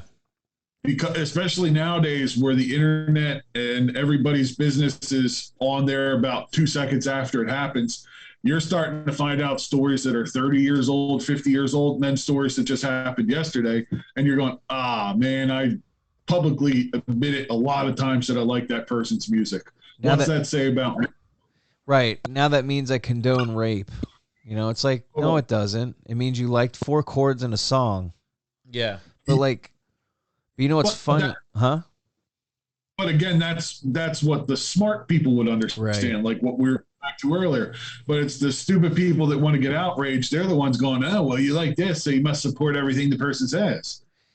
Yeah, that's just like, it's scary how common that is. And like, even like locally, like even at my place of work, I'll be talking about things and they'll look at me like I'm a psychopath, you know? And it's just like, okay, I don't care, but you're a fucking pussy. Like, I immediately just judge them, and I'm like, but I also now know, I'm like, okay, but I'm not going to bring this to you anymore. Now I got to watch what I say around you. And it's just like, I feel like everyone's dealing with that. No matter what view you have, no matter what background you come from, I feel like we all are dealing with an eggshell situation where it's crazy that people are so offended by everybody. Like, it's not even just conservatives. It's not even just liberals. It's legitimately, they will find anything and anything to be pissed off about. Yeah. And somehow find a way to make money off of it, which is insane as well. So it's amazing we have a lot more lazy people too nowadays. Nobody wants to work. Even the people with jobs don't want to work. So, dude, that's crazy true, because now that I'm also helping with just seeing people getting hired and looking at the turnaround even at my work. I mean, look, I work, I haven't ever disclosed where I work, but I manage a cannabis delivery company in Oakland. I work with stoners, dude. So they're not, you know, what is your expectation of a stoner? You know? Oh, yeah. You know, to make sure the drool is equally distributed on each side of your lips. I don't know what kind of problems you deal with, sir, every day. But it's like, these people come into my work and they legitimately think they pretty much could just wear their pajamas, and I don't, it's insane. They think they're just going to get high all day, and it's like, it's still a retail job. It's still like, you have to operate. It's a business. Yeah. But it's just, I feel like now I know I'm an older person because I'm already talking about how young people don't know how to work, and they're pussies, and their music sucks. And it's like, Jesus Christ, I literally am an old person. It's terrible. Angry old man. I'm definitely an angry old man. That Neil Young, but angry old man. But I think it's Billy Joel, unfortunately. I think you're right. I think it is Billy Joel. Billy Joel's angry young man. Oh. I'm thinking of old man. Yeah. Of course you are. I think that's. Oh yeah, that's. Once out of my yard, then you're screwed. You all right? That's a bite, that one. But you got some good questions though, Grant. You're normally pretty good at those, like, nice. You got another one of those good questions there? No, I don't have any more dirty. No more. Oh, come on. Yes. I know it was. I just thought that would. That was a really good one. Not that I assumed you should give us more, because that was like plenty of content. I was like, damn, that's a good one. Well, I got a lot of things out of it. I would do it. Yeah. Now, would your answer change if pegging was involved? Yes. Yeah, I agree. I'm not down with that. No, I've had shits that are just as good. Pegging's when the girl. Yeah, no. I'm aware. I thought you asked me what it was. No, I'm aware of X videos and. Where were you asking? No, if pegging is involved now, is a negative. It's also a negative from you. Wait, who's doing the pegging though? Well, at that point, does it matter? No. If it's still the friend, that's a no. Well, no, pegging would be the girl. It would be the actual star then, I guess, at that point. It's them pegging you. By definition, it's a woman doing it. Yeah, so it would probably be the crush then. So it'd be the crush. So it would be Taylor Swift giving you her blank space. And and she has my name on it. Wait. Question: how big is the pegging? Oh, that's a good question. This is all details that this obviously is artificial, so we have to judge that. Not going to be. It's not going to be average. It's got to be above average, at least probably a 9er. Wait, I mean, a 6. No one does a strap-on with a 6-inch. Okay, right? so before you say no, it's got to be a 9er. It has. Is that like a solid? I mean, okay, with 6 to 9 inches at least, I would imagine, right? That's a sizable. It's got to be something that's going to start a conversation. I mean, you walk in with a 4. Wait a second. It's a woman walking in with a fake dick to fuck me with. I think that's a conversation regardless of the goddamn That is size. true. No, that's true, but I also don't think she's going to have a selection for you to choose from. Like, I don't need to address this. She's going to have a one-option situation. Wait a minute. I can handle 5.5. You're bargaining? Yeah, you're like...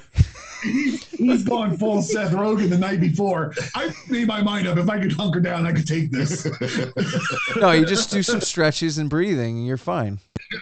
Just breathe. Yeah, it's going to be like Deadpool. Women's Appreciation Month. That's what he meant by Ring of Fire. Oh, that's what it's going to be. Johnny Cash. Man, that's tough.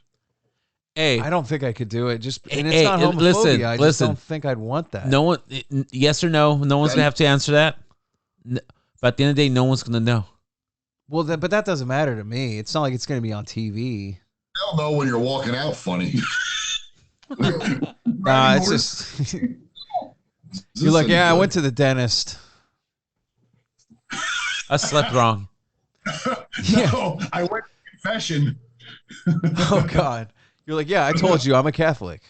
I had a baptism today. He told me it was Or a christening. Oh, you said he goes, the priest goes, does this incense smell like ether? no, it doesn't. Good, because it's chloroform. Those better be rosary beads you're putting in there. Why do you have such a big rosary? I said 8 Hail Marys. My father, what big rosaries do you have? What is that, 4 gauge? The better to bless you, my son. Jesus Christ. That's what he said.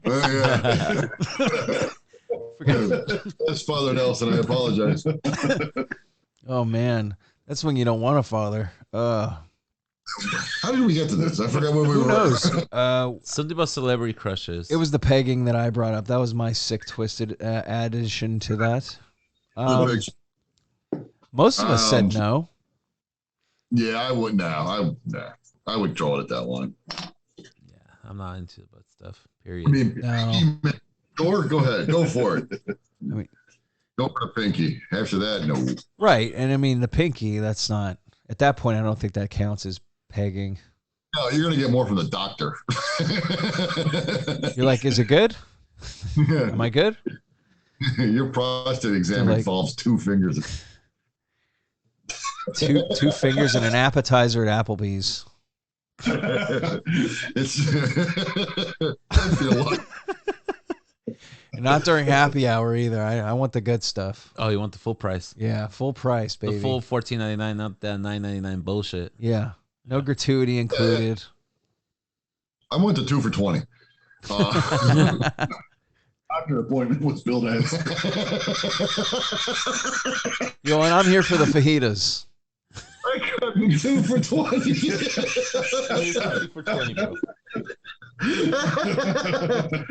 All right, here, let me It's all my HMO would cover. You guys want to talk torture for a minute? Yeah, sure. Yeah.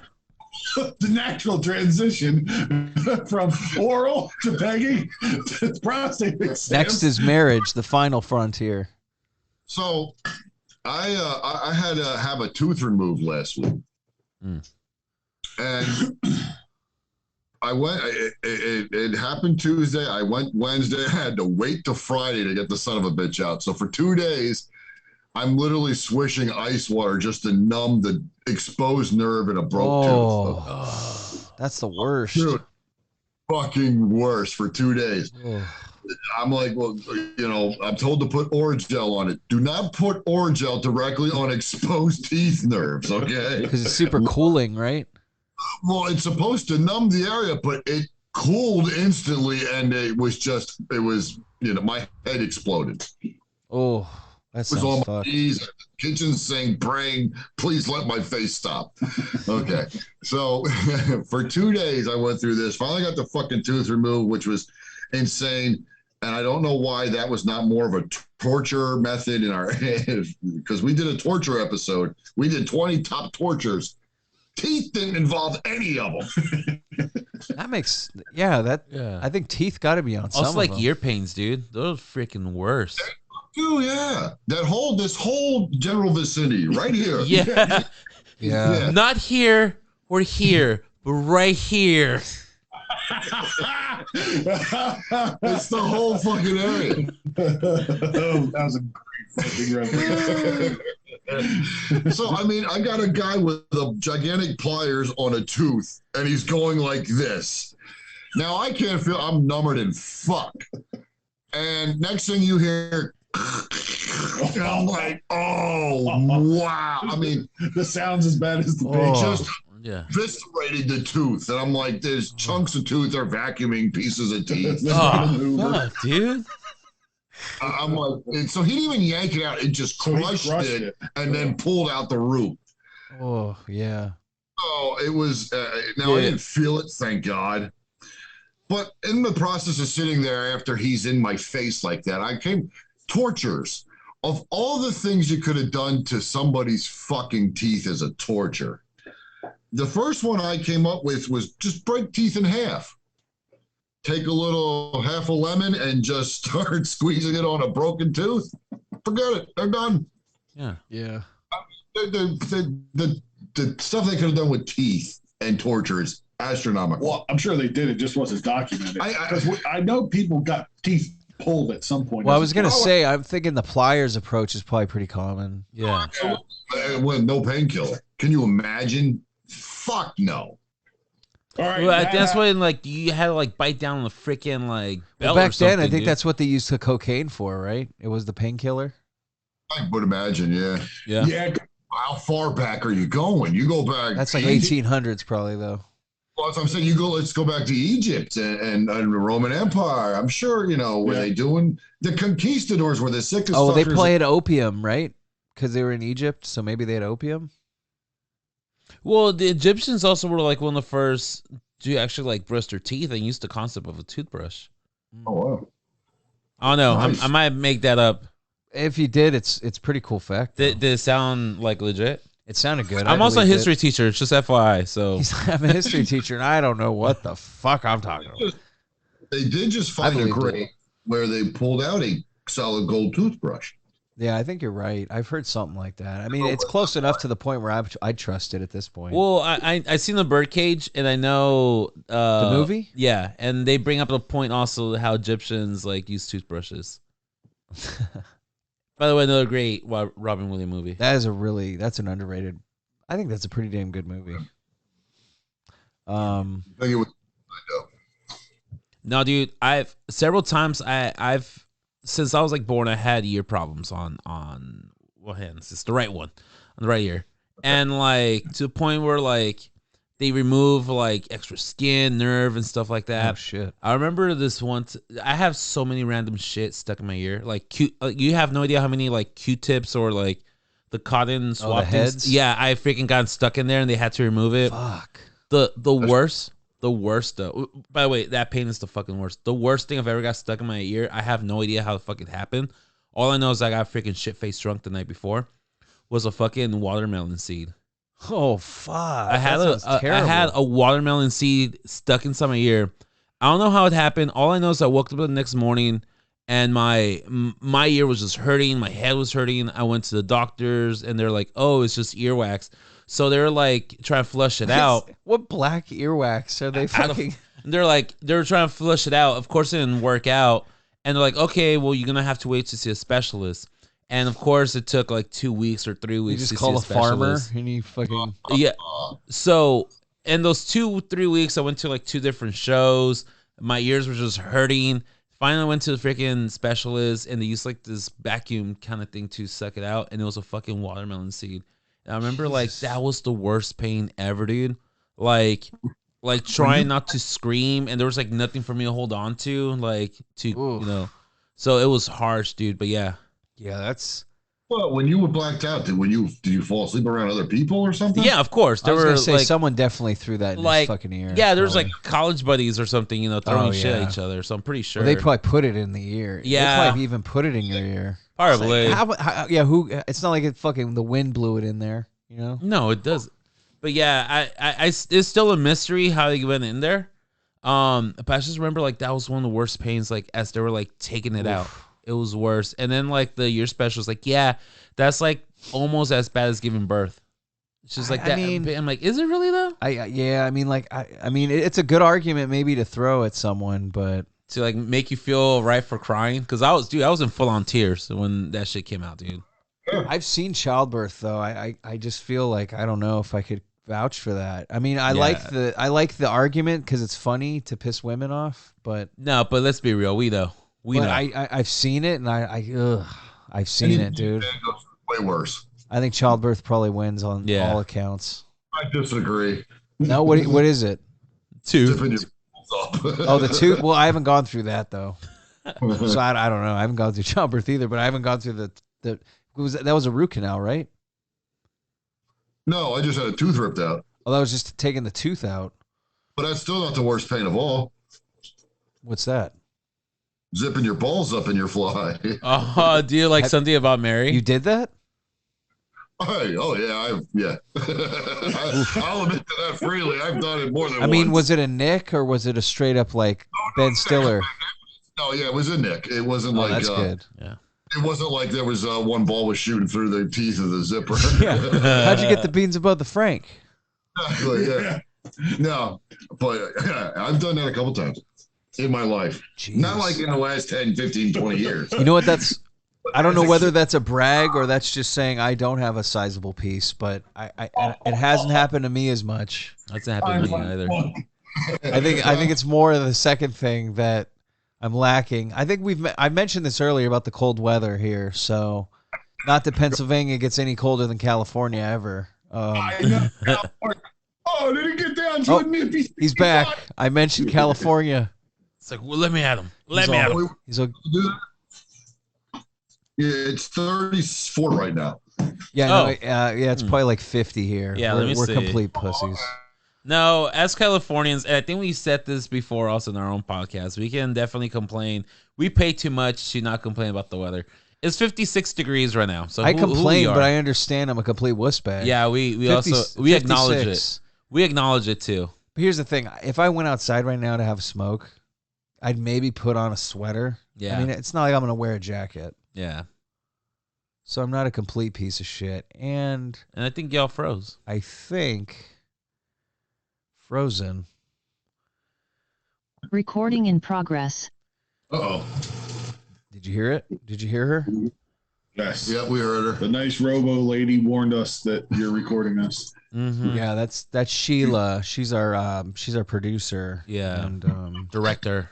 She actually needs to work on her etiquette because, yeah, we may or may not be reporting her ice later.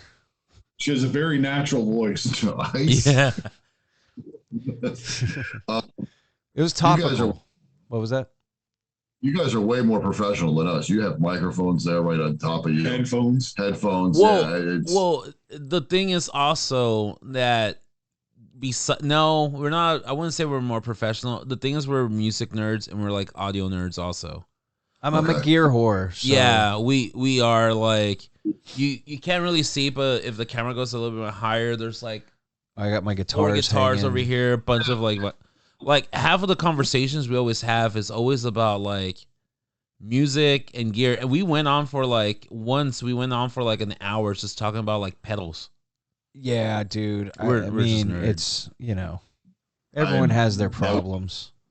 I know nothing about foot pedals. Pedals are things you step on. I know what a pedal is. They make noise. Sometimes I don't even know what they do. It's just, oh, that's a cool color. I'm what, 200? Yeah, I'll buy it. It's an addiction like anything else. Yeah, dude. Yeah. Hey, I was seeing one of your all videos, and y'all were, or no, I'm sorry, it wasn't video. I was listening to your fear episode, and y'all were talking about The Conjuring, like how part 1, 2, and 3 was and I just want to say right on. I feel like The Conjuring, because I'm not, and I think in that episode this was also brought up that like new horror movies, it's more gore than like actual like fear than like and I love the more paranormal or like jump scare. Yeah, and I love the more paranormal, like, oh shit, there's a spirit here in this house and I might be possessed. Like that's real fear for me. I don't know. That's just me. Yeah. It builds tension. Yeah. I like that rush better than the I don't need that. I like a story that's going to creep the shit out of you. Yeah. Plus, it forces your mind to create that monster. Oh, for sure. Yeah. You know. Yeah. And the first two are great. Again, the third one's okay, but it doesn't hold a candle to the first. I need to watch. I haven't seen any of them. Really, dude. The first one is really, really good. Yeah, I don't like horror movies very much at all. I watched all 3 this Halloween for the first time, and after the first one, I told him I was like, I'm hooked. I'm going to be watching the rest of these and whatever else ones they make. I think I'll just watch that tonight. Because they also did a spinoff of Annabelle in that, and Annabelle is like 3 or 4 different ones also as well. Jesus, the Nun. The Nun. Oh yeah, the Nun is also another spinoff of it. Yeah, that's right. Yeah. I enjoyed The Nun. Was good. It was creepy, but it still had more jump scares. It was obviously less budget. Yeah. But it's still a decent movie. I enjoyed it. No, I really like the first one, and like y'all said, also this is all based on like real events that the Warrens actually like investigated and that they saw. So like the Annabelle doll that is brought up, like there is an actual Annabelle doll. Obviously, it's not the same one that the one in Hollywood is definitely more creepier, but like there is an Annabelle doll, an actual one. It's actually a Raggedy Ann doll. It's the real Annabelle doll. That's true. Oh wow! So I was gonna say this is an actual thing. It's not like how Texas Chainsaw was based on a real story and they kind of bullshitted that. This is like an actual case stuff and. Based on I can't say they weren't. I mean, it might be, of course, it might be, but still, I mean, they're still based on actual stories. There's supposed to be actual footage of some of the stuff too, as well. Yeah, like at the end of each movie, especially like the Conjuring ones, they actually put like the pictures of the actual people. Oh, that's fucking on part creepy. 2, they did like actual images that they actually captured, like of a girl being like. In the movie, she's being tossed around by some evil spirit, and the camera captured her like midair flying. There's an actual picture of that. Dude, that's creepy. Yeah, I believe it. I don't know if anyone actually here believes in that stuff, but I think I believe in that stuff. I kind of. I do. There's something.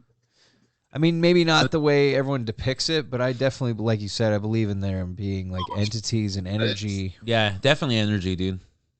Because you feel it in some places you go.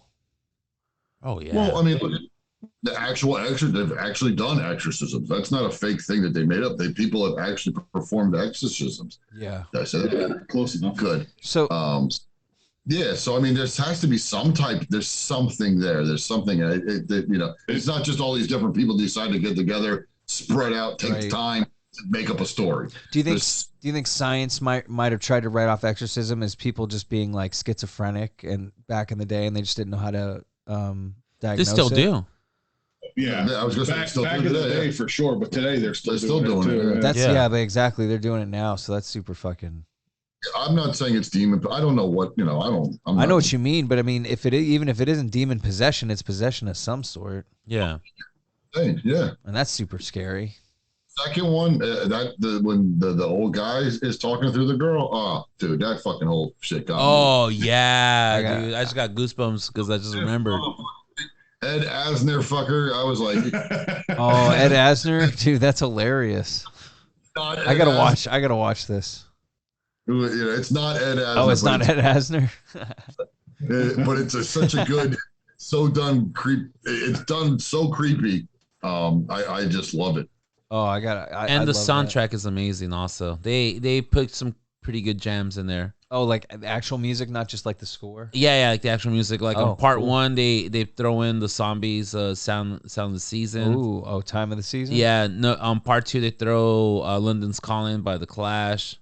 Can't remember which one's on the third one. Probably fucking ABBA or probably some something. Gigi Allen song. Probably. Did you guys watch Malignant? No, I still haven't. And I what'd you think of it?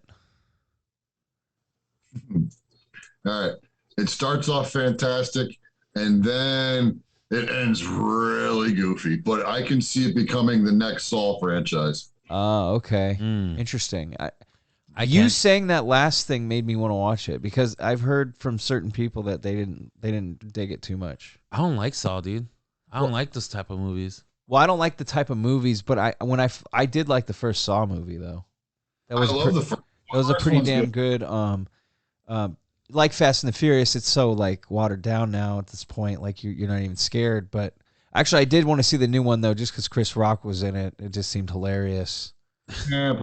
But I mean, it doesn't look like it's going to be a scary movie. It looks more like a fun time to watch a movie and laugh. He got divorced and had to do basically anything he can find now. He needs the money. He was good in Fargo. I still haven't watched that. Was pretty good. But I was gonna. Oh yeah, I was gonna. You were talking about. Remember we were talking yesterday about how you've gotten some.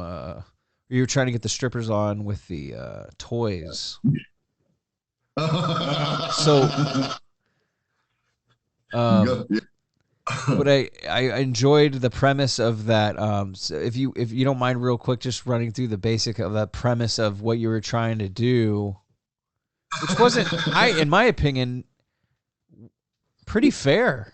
I don't know. I thought even for the one. Okay, so the idea was we came across, if anybody knows what Chatterbait or any of those sites where you can pay chicks and they have the pink vibrator with looks like something out of War of the Worlds coming off the end of and it vibrates when you tip them. Okay, so I managed to have stumbled onto several of those and was trying not like in the street. No, they were just on sale. No, don't worry, I cleaned them all. I wasn't dumpster diving. So all right. So, they were purchased brand new, wrapped cellophane, still in the box, ladies. Anybody that might be interested in listening, when we're done with this, hit us up. Yeah.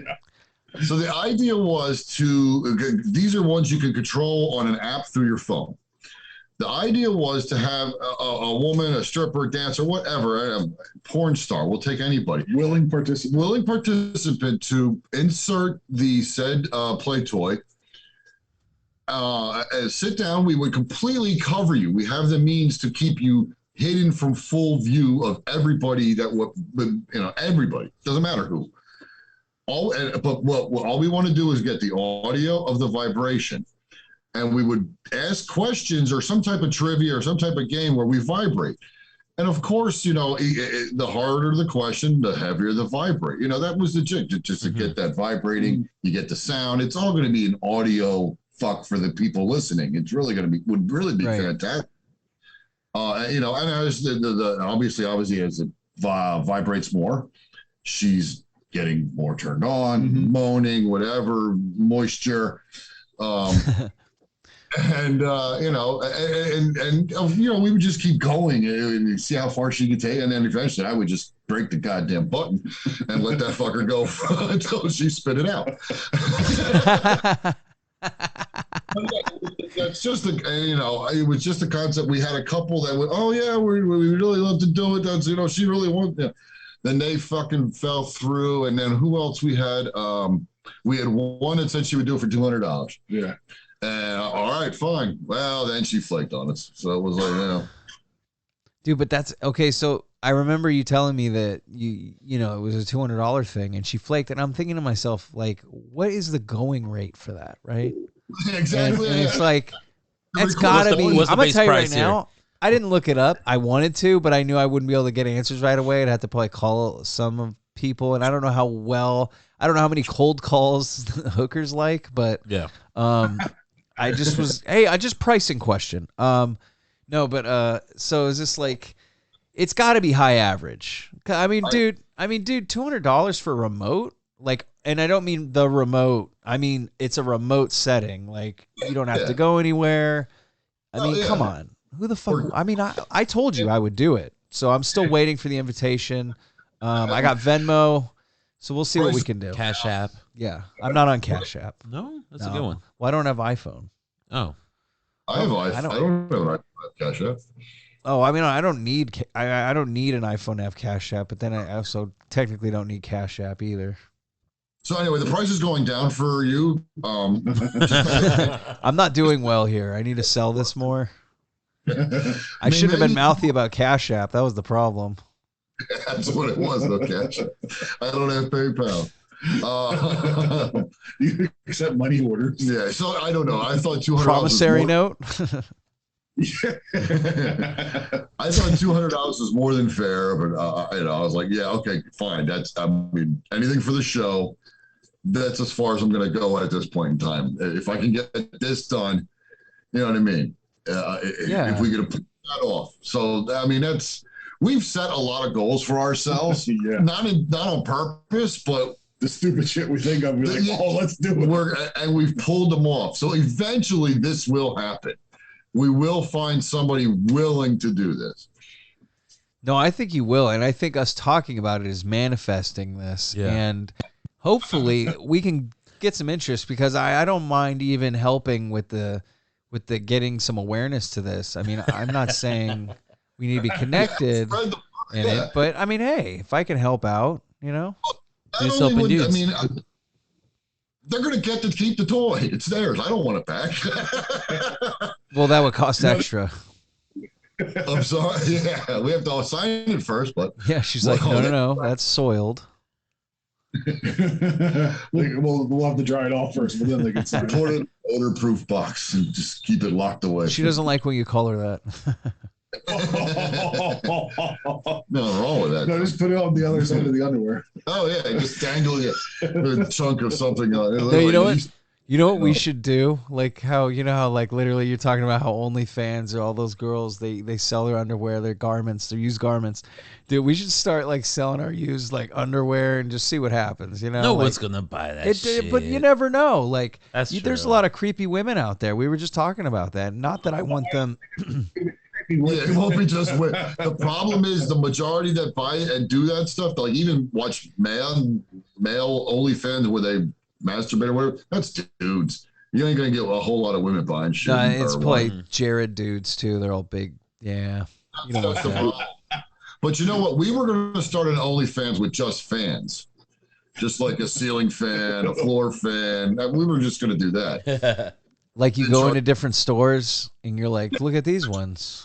Fans, dirty fans. But you would still charge them. Like you're like $7 for these hot new videos. It's just a fan spinning. Yeah. So pay for the next tier to get it on high. You're all, you're like subscribe to premium for our HVAC system. Yeah, you need to tip me if you want to see it oscillate. We got a free on Friday here, and a bar across the name. Westinghouse got a bar across it. Oh shit! Westinghouse, they make light bulbs. I don't know. I think they did. They used to, and then now they make TVs for Walmart. Yeah. Anybody see Shang-Chi yet? I did. Yeah, that one's good. Yeah, I haven't watched it yet. It's pretty good. I have a problem with mystical stuff.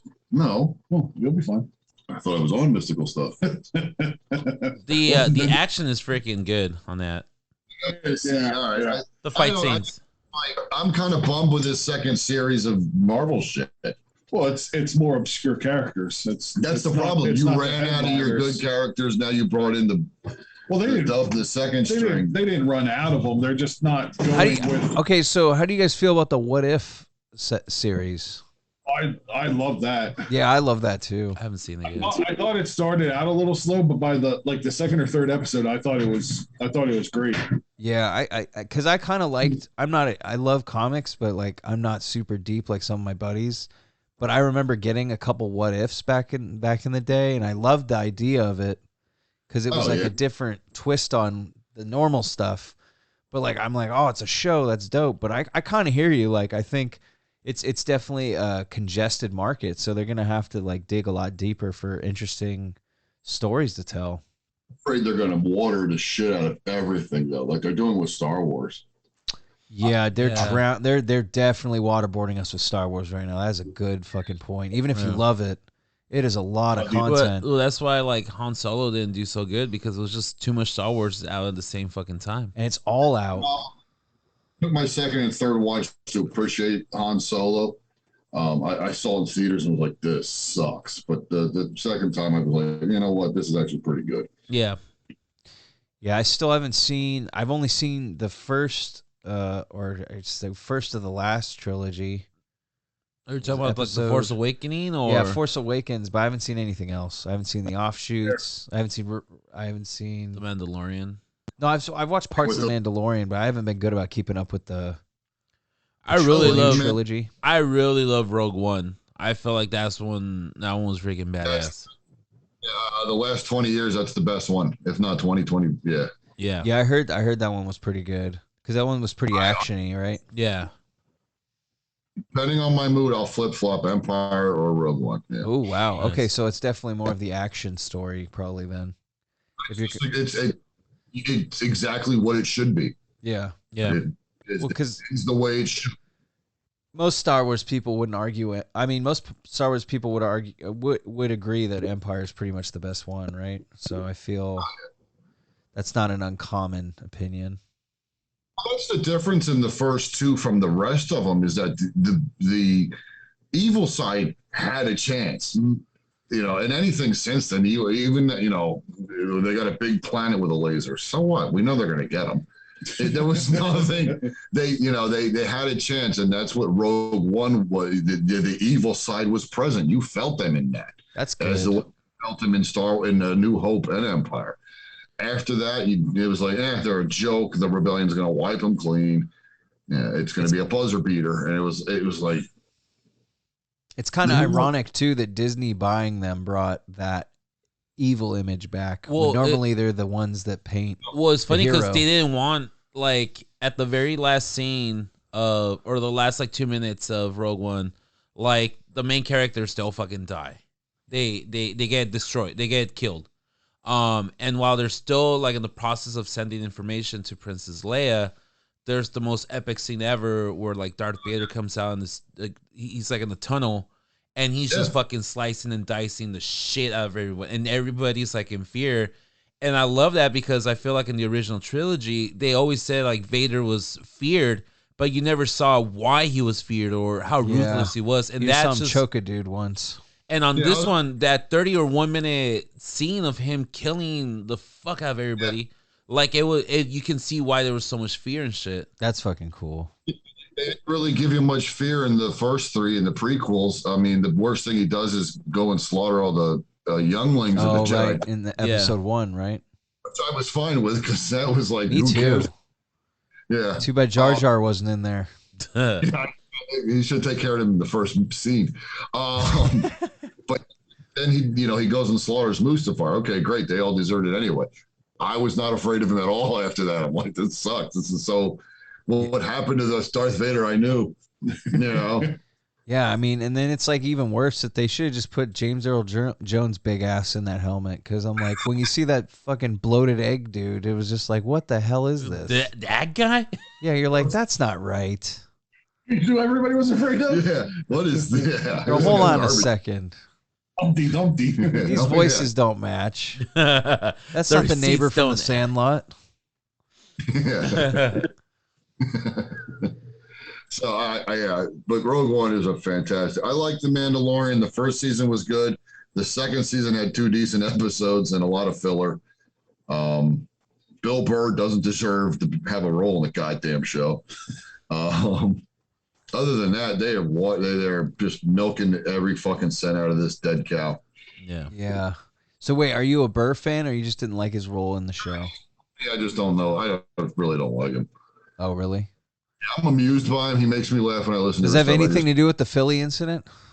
I don't know what happened to Philly. Oh. There's a Bill Burr, he was playing Philly, and they were booing, or they were being Philly, and they were booing one of the comedians, and he just came on and was getting booed, but he won them over because he just started just shit berating, just shit talking them brutally. Like he stopped telling jokes and he was literally just talking shit about Philadelphia. But then they started eating it up and then they liked it and he won them over and then it was hilarious. But it's called the Philly incident. I think you can look it up on YouTube. But even if you don't like him, it might be interesting to watch because he is getting fucking heckled left and right by Philadelphia. So. I gotta find that. Yeah. I've listened to his stuff. I find him funny. I just don't like him. I'm just like, why is he Mandalorian? Well, yeah, it was like when they put fucking Ed Sheeran in Game of Thrones. Yeah, it's like, yeah, why are you there? Yeah. Who do you know? I did think it was cool that the dudes from Mastodon were on Game of Thrones. And also the dudes from one dude from Coldplay was in there too. They really? didn't get speak. They weren't front and center. They didn't get a special scene for No, them. I know they Yeah. were just the random White Walkers, but And that was fine. Scott Ian was one too, I think. yeah, I think even Tom Morello, or they just did a song for it, huh? Oh, son-in-law. They were just in the background. That's fine. But yeah, But still, freaking- I'd be down to be a White Walker. That's dope. that'd be dope. Scott Ian isn't the guy from Anthrax? Yeah. Yeah, well, he's married to Meatloaf's daughter. Really? Yes. I didn't know that.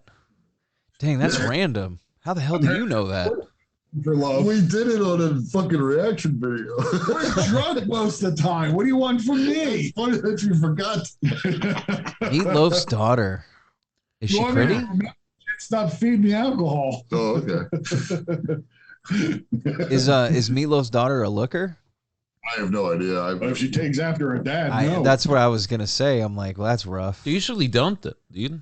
They usually, like you just said, I agree with Like you. the They don't like always Mr. look. Bean's daughter or something. Hulk Hogan's daughter looked like him though. Oh, what's her name? Brooke Hogan. Brooke Hogan. Yeah.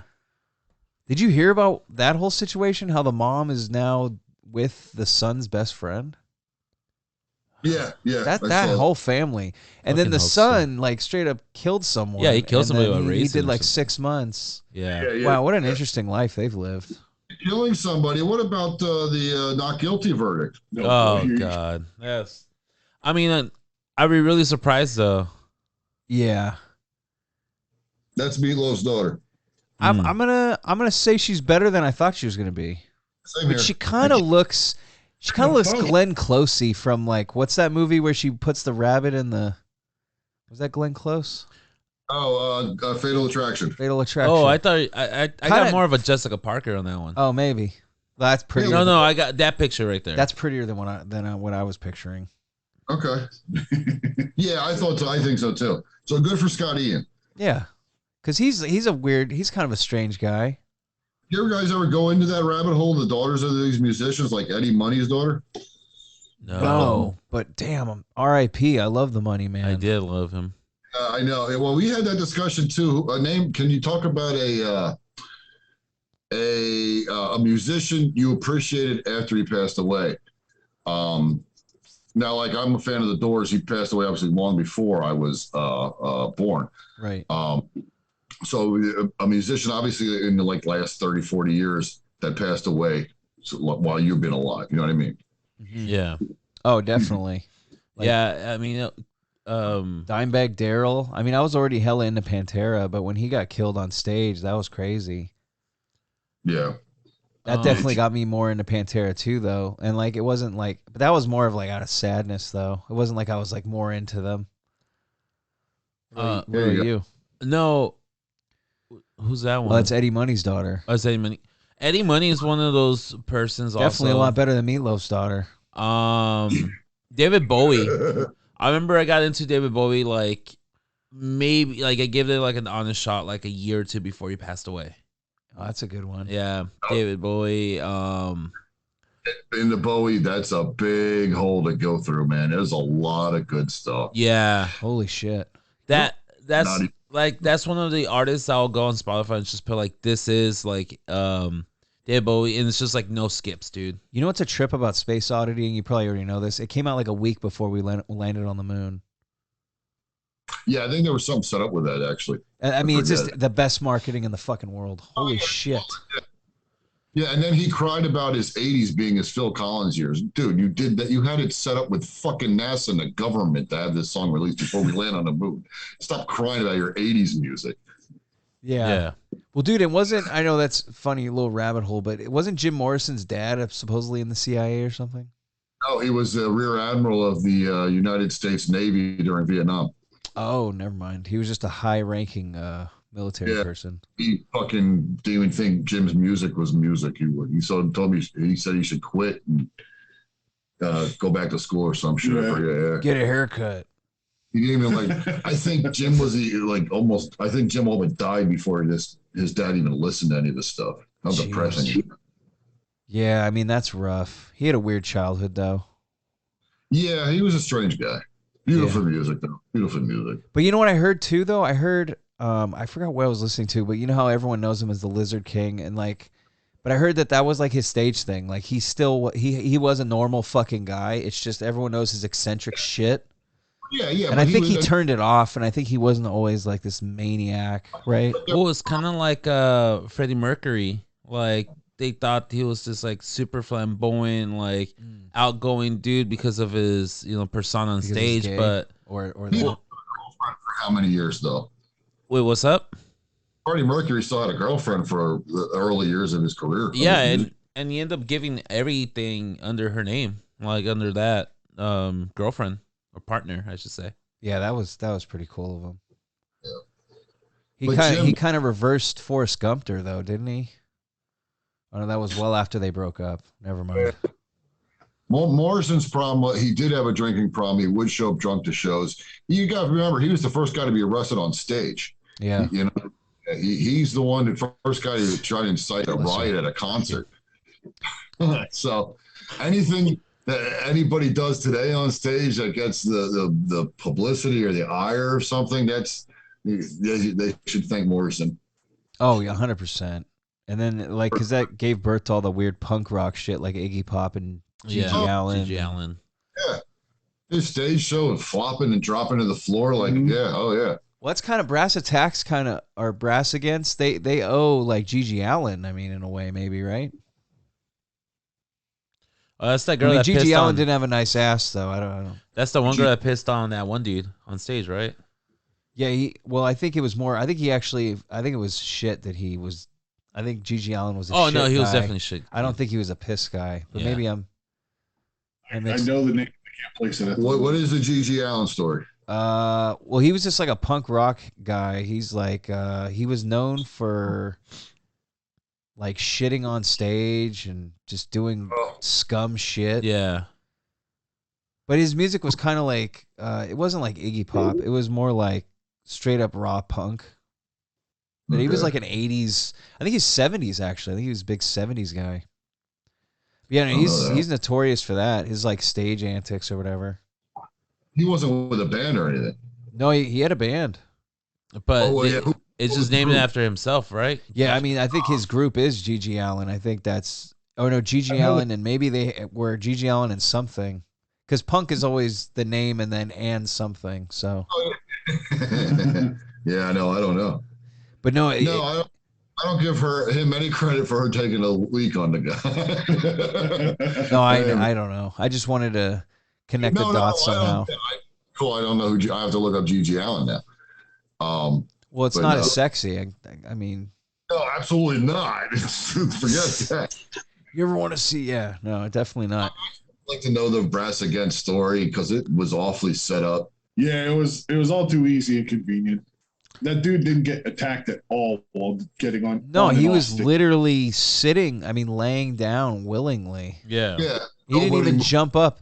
Like, he had no reflex to move. Nobody, like security or nobody stopped her. Like none of the bandmates went over and said, "Hey, Dad, what the fuck are you doing?" You know. but if that was happening and someone didn't want it to happen, they would move. Oh, yeah, absolutely. He straight up. It was not his first or third or fourth time. What he's referring to, like the bandmates didn't try to stop it. They saw it happening and like. Well, no one did. There was like whatever. The videos. The guy behind her and to the right on screen, he starts laughing. Yeah, it's like something was discussed prior. Something had to have been thought of. It couldn't have been. It can't be that. It could not have been spare of the moment for anybody to not be fucking on the stage. Like gobsmacked. Yeah, like the music didn't. Stop. Yeah, the music didn't skip a beat while she's taking a leak. I'm a pig. I would have been clapping the whole time. I would have. Oh yeah. I would have cheered it on. I would have started a chant. But Oh, then now It's at a big festival too. But what about the lawsuit? What? but see, that's what I don't like either. Is like I feel like I'm like so. The lawsuit has nothing to do with the guy, right? No, it's the. I don't know if it has to do with the guy or not, but I know he was the one throwing it and spitting it into the crowd. Yeah. Oh, so maybe someone was suing him for spitting the pee at them. Would you sue him or would you sue the ones with the most money, the band and the whoever they're under? Well, it has to be the band, right? The music promoters and shit. Yeah, you can sue the promoters and the venue as well. Yeah. Okay, and then here's the insensitive comment. After Astroworld, does anyone have room to complain? What's Astroworld? I missed something. A whole bunch of people Got just straight up murdered and trampled what was because his name? Travis Scott. Travis Scott, yeah. I think it was a rap show. It was a rap show. It was a crappy music. Yeah, not only that, but here's the kicker on all that. So like eight or nine people died. Half of them are young children, which is sad. Also, why these kids there. But anyway, the kicker in all this, Drake and Travis Scott were at Dave & Buster's that same night, like having a party. They were clearly torn up. Yeah. It's so. I'm like, look, I'm not one that wants to judge people. Like we were talking about this, how like let people live, but it's like, dude, if you know you were connected to something like that, like at least take the night off. Maybe just leave the phone off. If you're gonna do something, don't record it and put it on the internet. They knew people were being taken to the hospital if they weren't in a hurry to get to where they were going. Well, exactly, because he was still singing while the people were getting carted off. Yeah, but go to the hospital and check on the injured people. Well, I mean, at the very least, just don't post. Right, I mean that's a good option, but at least at the very least, don't be like, "Hey, I'm out getting fucked up." I hate celebrities. I think he just did the whole apology thing, even though he didn't even apologize. It was after because of the PR. Rep, of course. Other than that, he wouldn't give a damn. PR. There's no point to salvage that. He refunded everybody. Billions, yeah. He's got 63 active lawsuits. That guy is gonna be worth $0 in like a year. Yeah, I hope. If that's how we gotta get rid of the talentless musicians, I'm all for it. Dude. No, slaughter the younglings. Sue goddamn front. But like I was telling my friends too, I'm like, I've been to countless metal shows, like rock shows, hip hop shows, even hip hop festivals, and I've been in mosh pits, circle pits, and all of it. Wall of Death, and like, never has that ever been an issue. Like people pick each other up. Oh, yeah. It's just I've never seen. That's like almost consumer level Black Friday chaos, but in a music setting. Did you see the crowd wave? Yeah. That one, a couple of those are fucking I think a big part of the lawsuit too is that they consciously oversold the event, and I think that it was actually overcrowded for sure. Yeah, instantly that's a lawsuit. So yeah, it's just stupid shit that they were doing, but yeah. Definitely is. That's now somebody's like, I feel like what happened there is people who try to like redo a different like environment for a different type of show, but not understanding like that there's actual like, I wouldn't say rules, but there's like etiquettes, like pick them up, don't stomp on people, somebody, this kind of stuff. And I feel like they're just trying to recreate this, but not really understanding what it, But I mean, I've never had to been told that to not know that it's wrong. That's true. I mean, like I know it's not okay to go down the street and punch my neighbor in the face. Well, depends on which neighbor. People still break that etiquette. They know, like when people are body surfing and they get women up there, how many assholes are groping them? Yeah. No, that's not what it's supposed to be about, but that's what you got assholes doing, Yeah, for sure. Unfortunately. And like, I don't agree with that stuff either. And like, it's funny if you've ever seen that Woodstock 99 doc, that was a lot of shitty propaganda, to be fair, but I remember watching it on TV live. Oh yeah, on MTV. Yeah. And that's the interesting thing about the doc, because it's all footage from MTV. So it is stuff they haven't shown a million times, and it's like HD'd and not just VHS ripped. But it's interesting because they were just kind of showing how that was a common thing. Like a lot of the girls were just getting groped left and right. Yeah. And I feel like that's definitely taken a back seat, which is kind of nice. So I mean, there's been perks to things that are happening now, but it's just also, I feel like now we're getting to a point where now we're just getting over policed. Everyone's just getting over policed for everyone's safety, and that's just kind of creepy. You can't just go around groping women anymore. Everybody's too sensitive. Yeah. I mean, one guy ruined it for everybody, basically, is how it happened.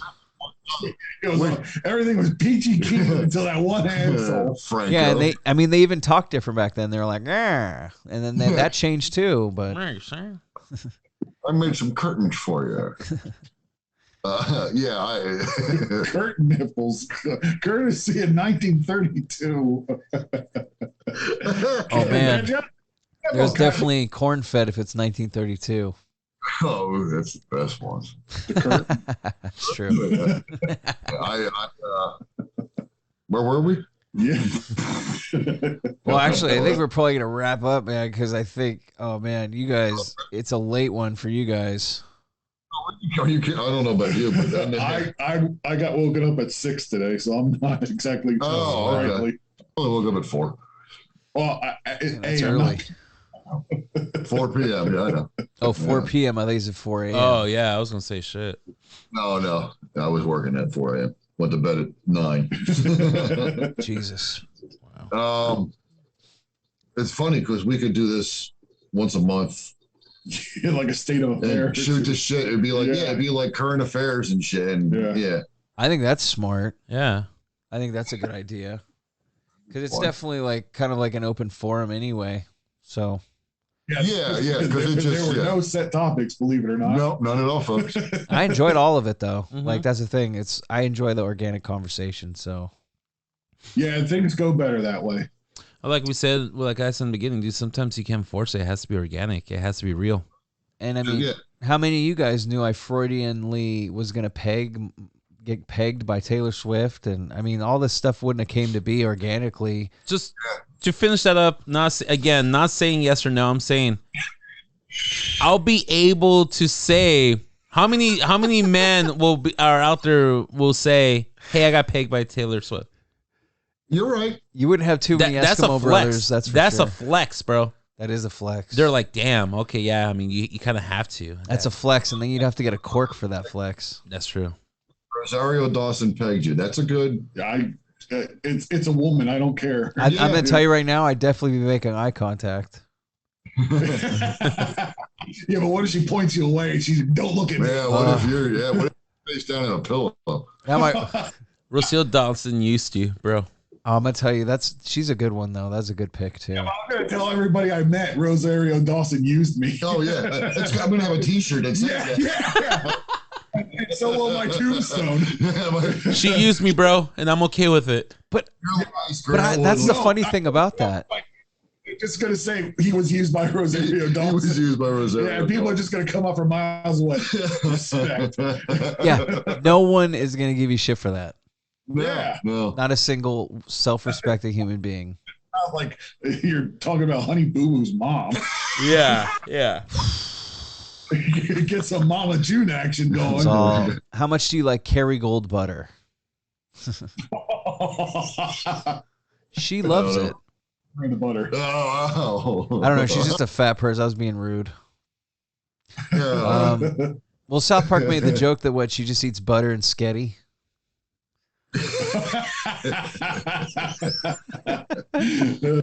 Skitty and butter.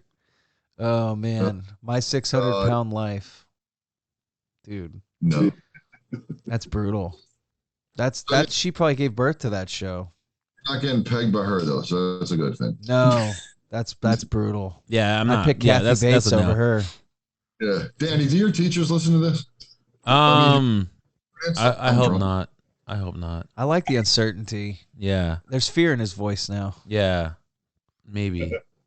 What school I definitely don't promote it. Yeah, what school is it? Do you mind dropping the Yeah. That's too personal, bro.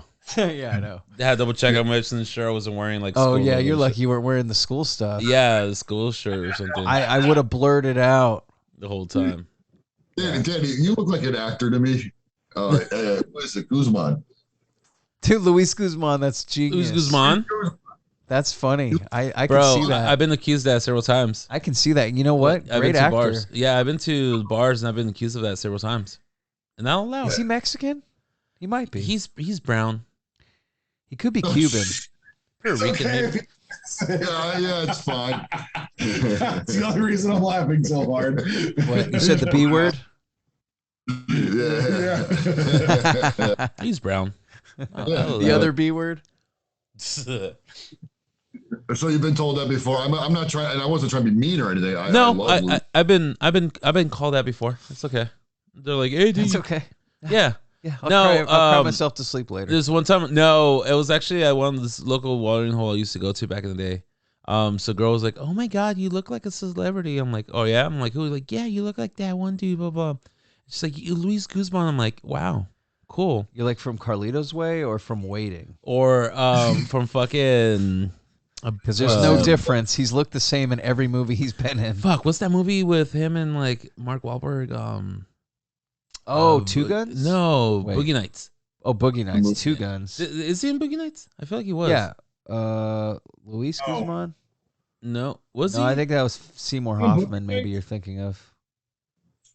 Are you Maybe. thinking of Philip Seymour Hoffman, the dude who tried to kiss him in the driveway? Yeah, no, I know that. Oh.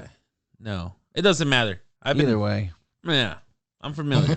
Doesn't matter. Dirk Diggler. Yeah. How about we're the Millers? I know he came out in Waiting also. Yeah. Remember that with Dane Cook? Yeah, he was one of the cooks. Yeah, he was one of the cooks. Great movie. Another great, like, underrated movie. Waiting is a good one. I love Luis Guzman. He's funny as hell.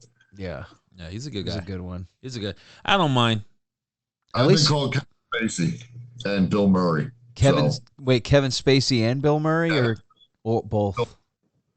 Yeah, both of them.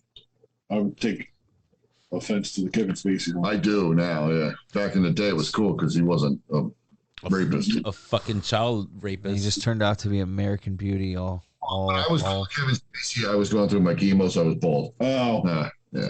Oh shit! You nice. You got through that. Fuck yeah! Thank you. Congrats, dude. Congratulations, dude. That's a fucking bitch. Yeah. So Spacey would have been cool before all the crap, because I mean he was good in Seven and Usual Suspects. Yeah, it was before like 05, 04. Yeah, he was still good. He was considered in good standing, a great actor. Now it's even House of Cards was good. Yeah. Yeah, but then Bill Murray, when I grew my hair back, and I was like, I'll take that over Kevin Spacey. I mean, Bill Murray is comedically better, so that's good too. Yeah, he's kind of a dick in his own way. Yeah, but he's a better person. That's true. As far as he didn't rape anybody. He didn't rape any children. There's still time. Yeah, and he did bowl 3 strikes. He did. I believe it's called Turkey. Beat up Richard Dreyfuss. That's all I care about. I don't remember that part in what movie was that? What about Bob? Oh, that's right. Because he was a psychiatrist, right? Yeah, but in real life, he tormented the living shit out of Richard Dreyfuss the entire movie. Oh, he like Muhammad Ali'd his ass. Like, even at one point, hitting him in the head with an ashtray. That's pretty funny. Yeah. And what movie is this? Oh no, he was saying when he was doing What About Bob, he was basically stalking and just annoying the shit out of Richard Dreyfuss. Oh, okay. Bill Murray. Yeah. Basically using Richard Dreyfuss, yeah. That's awesome. I Kind mean, of like what that guy deserves some abuse. He's done a lot of like morally uplifting films. You got to hear about someone taking some shit every once in a while. Kind of like what wow, I went blank on this dude's name, and he's like very famous. Never mind. Comedian, Ace Ventura, Jim Carrey. Like when he did that Man on the Moon story. Oh, the Andy Kaufman. Yeah, and then like the Netflix was showing how he was a fucking major dick on the screen and everything, and like and on set. Oh, like method actor status. Yeah. Like he pissed off everybody. Yeah. To the point where like that movie almost wasn't made because it was just pissing off people. He became Andy Kaufman. Exactly. Yeah. And then he drove a taxi, and then no one ever saw him again. I'm okay with that. Yeah. Yeah, Jim Carrey did get weird, though. I will say that. I saw him come out of a rhino. That was plenty. You can't go wrong with the Venturas. Yeah, that's a good one. Especially with the whole tranny. That whole scene at the end of the first one, by the way, is so hilarious because everyone's throwing up when they're finding out that, Finkel was a dude. Mm-hmm. And it's just hilarious because if you play that scene now to like a class, like based on the way that high schoolers feel about Dave Chappelle's opinions, like, God, I almost want to hack into the mainframe and just play that scene for everyone's TV just so they can all laugh. Like everyone's throwing up. It's hilarious. He said nothing wrong. Chappelle is a funny and smart guy. Yeah. No, I agree. I still haven't seen it. But he got in trouble. It was funny. The people who got him in trouble were the students at the high school he used to go to, not even the staff. He's funny. I mean, what did you just say about the Caitlyn Jenner? The Chappelle joke about Caitlyn Jenner. He met Caitlyn Jenner, and then she won Woman of the Year after her first year. Oh, yeah. Being a woman. Yeah. Her first year being a woman, she wins Woman of the Year. Yeah. And we're still better at it than they are. Yeah, it's such a great joke. Oh, dude, I can't do his jokes because they're so good. Yeah, but I was trying to think of one, but it was I loved his super... TV show, dude. I loved his fucking stand-ups. Oh, Chappelle Show's great. Chappelle Show's a classic. What's the one? Not the past one, but the one before that. He opens the show with the David Bourdain suicide joke. Oh, the Anthony Bourdain. Bourdain, yeah, he talked about, he says about Anthony Bourdain had everything, went everywhere, could do whatever he wanted, killed himself. And this poor guy lives with his mom, works in a shoe store. He goes, "What are you waiting for?" Dude, seriously, that's hilarious. But I instantly, when I saw that, I stopped, I paused it, called him and said, "Whatever you're watching, turn it off and put this on. You don't open the show with a suicide joke." Oh, dude, it's so good. Yeah, I love that he pushes that, though. Yeah. Exactly. It was like... The way he put that together was great. No. Well, and it's always, he's good about wittily explaining like his, the method of it. I mean, that's the whole point of the joke, but people will always be like, "Oh my God, that's so crazy to say," but it's like, but he methodically explains it all. Like to a point where it's like, it's not insulting because he's justifying everything he's saying. I also saw a meme today that says, remember that time when we used to listen to our government and laugh at our comedians? Now we laugh at our government and listen to our comedians. Mm-hmm. And it's like, I'm okay with that. That's not how it should be. No, that's the problem. But it's not the problem in a way because we're recognizing that it's stupid, and it always was. Like, they just wore powdered wigs back then. It's not that they were smarter. It's just we were too dumb to know better. Yeah, so stupid you thought people in powdered wigs were smart. Yeah. Well, that's what I'm saying. Like, it was okay to wear stockings and dress like you got hit in the face with flour. Like, I don't know. Antiqued. Yeah, exactly. Getting antiqued. But I think it's subjective. I think it's always stupid. Has it ever been a good thing? Yeah. There's never been a perfect political system, so I think it's always been kind of might be overanalyzing. Yeah. But still, I don't know. I don't think people should look up to politicians or comedians in that sense. I think you should educate yourself.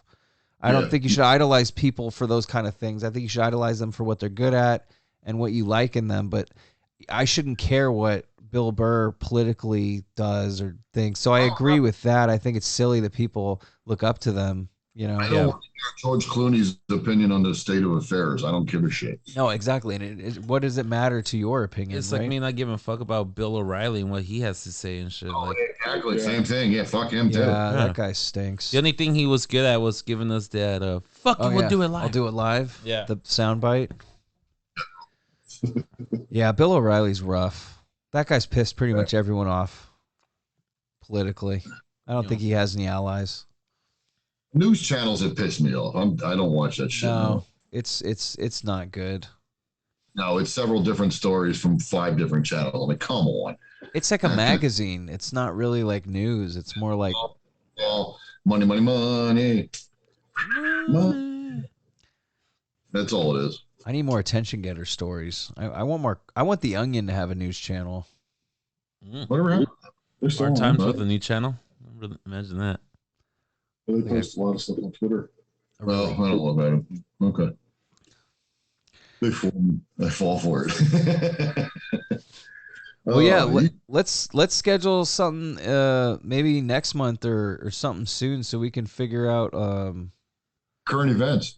Some current events maybe to stockpile and just unleash. Oh, we could just make it a special. Give or take. That's a good idea. Crossover holiday special. Well, the holiday special nobody wanted. It's like, this was close for Thanksgiving. Let's do this for Christmas as well. Yeah. Okay, I see what you're saying. So, well, no, I'm just saying because next month's December, you know. Yeah. We can talk about while drinking eggnog and we'll build a fire. Ooh. You want to sing carols? Perfect. Okay, good. Yeah, and then we will all have our Christmas sweaters on and shit. I got a cool Christmas sweater. I gotta get a new one. Yeah, I got 2 good ones. Yeah, I'm down. Yeah, we're gonna get you a Christmas poncho. That'll work. Hell yeah! Well, it was this was a kick-ass time, dude. Next time, I think I'm gonna get more. I'm gonna get more prepped because usually I don't have to work so late, so I would have been able to be a little more happy. Oh, see, he could have. Yeah, yes, it is, Coach. We have to get Danny drunk too. Oh, well, I gotta drive. Well, see, that's the thing that stinks. He's like what, 45 to an hour away. Yeah. So. But I didn't. One of these days, I think I just need to basically just find a way. I mean, I got a guest room. I don't know, you know. Yeah. I'm just gonna hijack him one of these nights because we gotta do it right. You know. Drunk Danny though, he's like lovey-dovey for like 2 minutes, and then I'm asleep. I legit just fall asleep. That's me. That's well, just I got watermelon though. I'll find things to do. You asshole. I got plenty of it. Like you thought one sucked. He goes, watch. I bet you're gonna kick it up a notch. He's now. I'm gonna notice him eyeballing like watermelon whenever he gets into a room. He's just like, where the fuck's the watermelon in this room? I'm surprised it's not one of my phobias. I think it might be a subconscious phobia. Probably. You're just always like conscious of where the melon is. You're like, oh no, I know it's over there. Where's the seeds? You're like, I know those fucking seeds are somewhere, dude. I'm just gonna be making a reference once again to something about Mary. I think I'm just gonna start wearing like the earmuffs. I think you're gonna have your Vietnam flashbacks when you see watermelon. Exactly. Just buy seedless. That's it. Well, that does help, definitely. Yeah. Well, all right, boys. We appreciate you guys getting together and staying up for us. I know you guys are going to be up for a little while longer, but we still appreciate it because it's a lot later than most people want to do it. Oh, yeah. This is a lot of editing for all of us, which is going to be fun. Oh, yeah, because we got a good 3 hours, dude. But, no, yeah. But it was fun. It was cool. I mean, if you want to make a 2-part, we can discuss everything afterwards tomorrow. Yeah, that'd be cool. That's good. I'm down. Yeah, I'm down. We're down to. I think we're down to get back together and shoot this shit. Yeah, I mean, it's all the same interest, you know. Yeah. Just got to edit word for me tonight. That was it. Just one.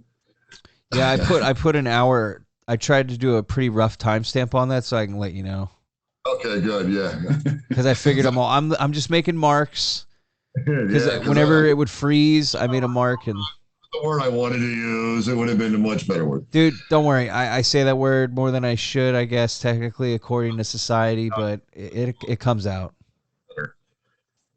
Or that are both ways, so it's... Yeah. I fucked that up, too. The other thing, though, I mean, there's a time and a place for every word. I know. I'm trying to think of a way of saying it, but it's actually worse. So I'm going to shut up. Yeah, we're done with it. Yeah. Dan, yeah. Thank you for having us. Thank you for being on with us. Thanks for doing this, dude. It was fun. Yeah, it was a good time, and I'm glad you got to ask those cool ass questions and make us think about all kinds of weird shit. Hell yeah. That I needed to think about. Questions I didn't realize the hard-hitting questions. I mean, we got some bathroom thoughts to go home with. Yes, so that's absolutely. Good. I never got to the bathroom thoughts. I was like, damn it, I had bathroom stuff. Well, oh, you do? Oh, that's true. We did have that. Nothing says Christmas special like bathroom thoughts. Well, no, we could real quick address it because it was the bathroom. Oh, well, it's not real quick because you have plenty of bathroom stories, right? I have a couple great bathroom stories. Yeah. We'll save it for the next one. Yeah, let's save it. Let's save it for the next one, though. Sounds good. Christmas. Yeah, no, Christmas. Oh, dude, that's perfect. Hey, happy Thanksgiving, fellas. Yeah, happy Thanksgiving, boys. Absolutely. Take care. Yep, take care, guys. Thanks for everything. Bye, guys. Have a good night. Later. Bye.